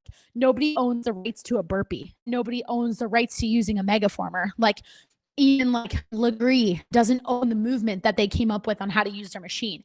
And so it was really messed up because like they said that I stole their interior designer and that I wasn't allowed to do that. And like all this stuff that was just like really honestly unfair because like I was a paying customer just like everybody else. And so the idea behind it was like clearly coming from a place of like, and Elon Musk has said this time and again, it's not about actually having your shit together. It's just making people think that you do. So on the outside, this studio might look like it's like all peachy and perfect. And like, I even asked them, like, what gave you the confidence to decide, like, okay, we're ready to open brick and mortar? Because I'd love to know what that conversation looked like for you. And at first they were like, yeah, sure. And then all of a sudden, I think it's coming from a place of insecurity. And the fact that like 2020 proved that no one's business is safe. And so unfortunately for them, it's like, well, I'm going to catch you with your pants down because you want to know how they wind up responding to the situation. After I told them that I thought it was unfair and I asked for a refund, etc., they posted a sign saying that they don't allow cell phones in class. I was like, that's just what you should have said to everybody because now you're leveling the playing field. They also told me that I didn't belong inviting their trainers to my workouts. And I was like, I'm allowed to invite whoever I want to my workouts. And I was asked multiple times why I was in Charlotte because I didn't live there. And they told me that I was soliciting people for my gym. I was literally answering your question. Oh, hey, you're in town. What are you up to? What do you want me to say? I'm working on a secret project. You're just like, a come hustler. on. Man, Yeah, it's gonna be exhausting to watch you, but it's gonna be fun. Like it's gonna be exhausting, but like, I'm excited that it's gonna be you're a lot of work. You know, like thanks, you're Tony. like That's a huge compliment. You're like an Olympic sized pool of just juice. You know. Yeah, I love that. And I had experience swimming as well. That like YMCA, and I learned how to swim real young, and nice, I love gymnastics and a little bit when I was younger, and then only like the doggy paddle type stuff. And then when I was in Europe at 10, my aunt in Italy taught me the breaststroke and all kinds of different free swimming and you know, the different, you know, like ways to keep yourself floating, you know, that's not the doggy paddle, you know, like air control, like, you know, your body's a buoyancy type of deal with air and that, yeah, I mean, I don't know. I'd like to do some like sort of natural pool, like in the front yard, like in between the house and the studio where let's build a pool, Tony. Yeah, and we've got a lake down there. Add that there. to the to-do list. Yeah. You know, it would be like a natural type of thing where, you know, and then there would be also like a hot tub area. So it would be like a hot tub that's like dug into the ground, you know? but it's like a Yeah. pool. You know, it's like a natural spring, right? No chemicals, no chlorine. You know, ice bath type of deal. And then obviously we need an Okay. isolation tank like Joe Rogan. Yeah. Duh. With like a couple of, I guess we'll need two of them, and then or several. And then I'm trying to think. What else? Because this is a fantasy factory. I'm thinking a bar in Yeah. Studio B and then a convenience store in Okay. Studio A. You Okay. know, because Cool. this I would like be it. where the talent is, and then Studio Comes. Yeah. B would be more, the audience or the chill room or Sure. Okay. Okay. I'm picking up what you're putting down. sure. But and like I said, that this is out of nowhere, right? Where I'm in the middle of the Yeah. country, so we do need to find Airbnbs closer to the city in more We media do. centered areas that you were talking about. How, Right. being in the Midwest, this sucks. Get me out of here. Like I want this studio to be completely autonomous, where with the green screen all I need to have is a code on the door, and as long as somebody pays their deposit, they get the code for the day, and I don't even have to be here. And it's like a car Right. wash where you I paid like for an that. hour.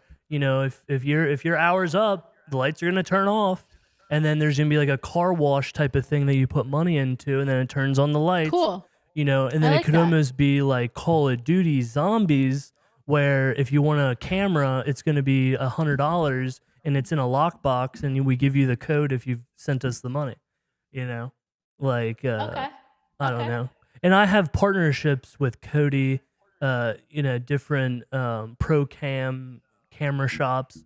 So I'm also able to rent like a $40,000 Hasselblad for 3 days for cheap. thousand Wow. dollars, $500. That Okay. it's a $40,000 camera. Different things like that, where if I don't have the equipment myself, I have the network to be able to facilitate. And also they have a location in Chicago. They have a Cool. in New York, I believe, as well. Very cool. So for rental equipment, because what not a lot of people understand about technology is that since it updates so regularly, we're better off renting, for big I hear ya. productions, I hear ya. unless we're really, balling. But, and I'm also talking to another guy named Tony Deemer. He did a $2.2 million deal with Delta with George Clooney and Woody Harrelson. Ooh. Morgan Freeman called him, and I said, well, because they're a part of the same agency. And I said, well, crap, like Yeah. if Morgan Freeman were to call me, I'd send him to voicemail because that'd be the greatest voicemail ever. And Tony Yeah, said, because you get to play it for the rest of your life. exactly. But Tony said, well, And his why would voice I is do? so amazing. But Tony said, why would I do that? I have his number. I could call him anytime.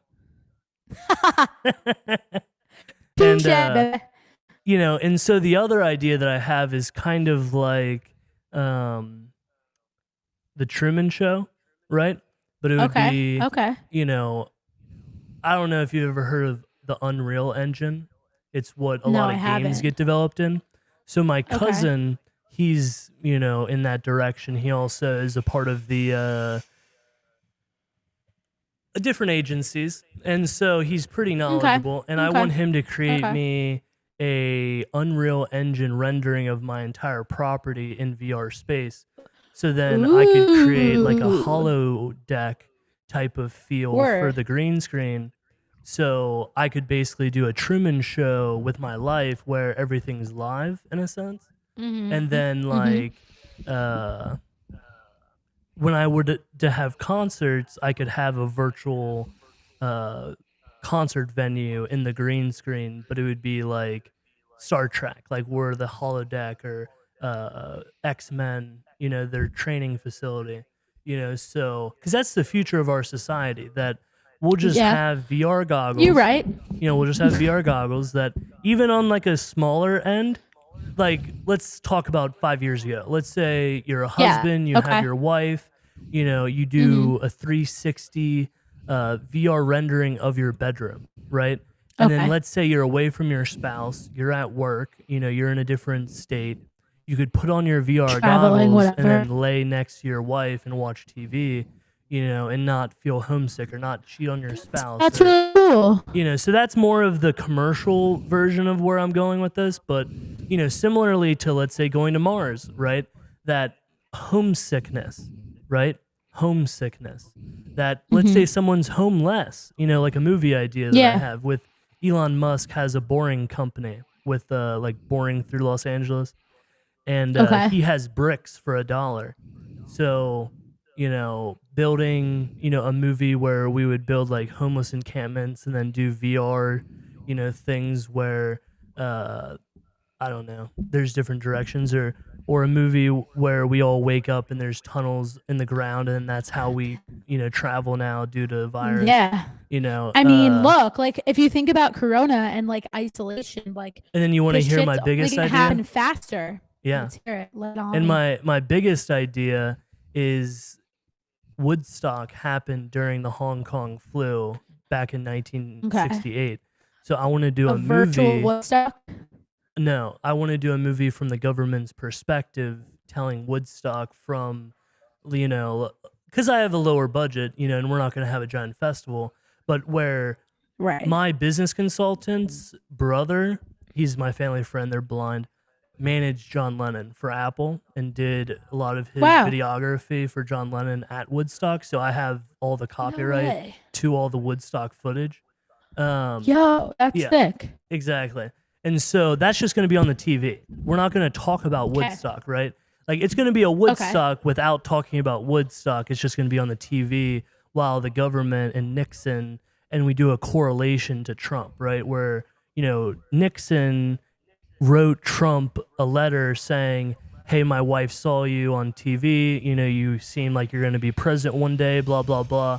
Like that would be the first shot of the movie would be, Nixon's letter to Trump. And then it would go 1968, the numbers would go back and then the Hong Kong flu and then, everybody getting together for Woodstock because the Hong Kong flu was 1968, right? And then Woodstock was 1969. So just imagine if we had Woodstock now, right? Yeah. So that's my golden, dude. That's what I want to do right now. Let's make it happen, Tony. And I've got an actor right now that has a 3-picture deal with Amazon. His name's William. He's got about 100,000 on IG. And then I've got Trace, which is a director. He has worked with Bruce Willis on about 7 movies. So he's my DP. So it sounds like you're making this happen. Oh yeah, and also do an improv show, right? Where it would be like Saturday Night Live, but more moderate leaning. Yeah, you were texting me about that. Yeah, something more moderate where it wouldn't just be super super lame BS. We would take more because I own the dirt, so nobody can stop me, right? Right. Like I own the dirt. Let's fucking go, man. Yeah, exactly. 24/7. Come on through. But you got a little puppy too. We just need to get. The thing I'm missing is a high-end RV. She's like sleeping. I need like a race trailer. That I need like a big, RV. But or maybe I could buy a cheap RV and then gut it and then build it into what I would want. Like that mobile, like how you were talking about. How Shelby wants to do a mobile Botox. And the Botox bus. Yeah, so you need a mobile fitness, or we. Yeah, we need a mobile fitness that trailer. Too. Yeah. Yeah, I mentioned that one too. Yeah. They have them in Texas. Yeah. Cool. And very cool. So that's all we're missing. That obviously I've got the house back here too, but it'd obviously be nice. And obviously we're also gonna put a shower in the studio, hopefully as well. So there'll be that. That would be nice. And then also, like I said, my uncle's got 8 acres down the road. So, to have a little camp out spot up the hill where, if we're not at the studio, to, party and this is fun. I feel like, we're going to look back at this podcast for many, many years. And be like, are we idiots? No, we were geniuses. Yeah. Hey. And I want to thank everybody for tuning in and watching whatever this was and let me this compilation of weirdness. Just me but just drooling for like an hour and a half cheesing. But you know, but I'm being real. You know what I'm saying? Like, these are real emotions, you know, that it's like, this is a part of my life that I'm letting everybody in on. And I think that's the beauty of podcasts, right? That so true. Yeah. You know, and I think, and I don't want to be the face, and you're a pretty decent face to get behind. And that if I can make you look as good as possible, I can be responsible. Get me on my good side, Tony. Oh yeah. Yep. And yep. Oh yeah. What's your what's I don't even we'll have that covered. What's my okay. What are you trying to say? See, dude? you got to remember, this is the one thing that I need from you. Whenever I start laughing, you got to stop me. Like just about earlier, like once I start making myself laugh, I'm going to lose, right? That's why I can't be. If I could end my podcast right now and just get behind your shit, I would. Should we just fucking wrap this shit up? What's up? Yeah. Should we just fucking wrap this shit up? up? All right, let's wrap this up and then just talk. Okay. But okay, so I would like to ask everybody to please subscribe to us. Let everybody know where they can find you. Yeah. Yes, you can find me on 3 different accounts because I'm so just present. At the Krysta Huber, that's my personal Instagram. DM me, I promise I will respond. At the Wellverse, that is my future business. And to stay up to date on that entire process as we go from raising capital all the way through to opening our first brick and mortar, which will likely be located in Charlotte. And then last but not least, you can follow me for my podcast at the fixofficial.podcast. Also on Instagram. I am on Facebook, but I'm definitely more active on there. I should give a little plug for my future TikTok, Tony, because I did do one episode. And she's thick, guys. I can recommend it. She is thick. Yeah. 100%. Yeah. Thank you. 100%. So check out my TikTok. It's at the Krysta Huber. I'm just a rookie there, so don't judge me, but I need some followers. Tony is my one of 2 followers right now. Nice. So here we are. Two followers strong. All right, Tony, I appreciate you, man. This was fun. And great. And she's going to have me on her podcast sometime in March. Yes. I believe. Yep. And correct. Definitely March. Stay tuned for March that. It is. We'll probably We're do excited. a separate podcast where we actually go over your deck, you know, and do a specific video on let's it. do it. Let's where do we it. could Sounds bring, like a plan. you know, screen sharing and, you know, kind of run through it. Love that. All right. Well, I'm going to let you go and, you know, feel free to hit me up whenever you're chilling. Thanks, man. All right. Bye. I appreciate you. Bye. Fun times.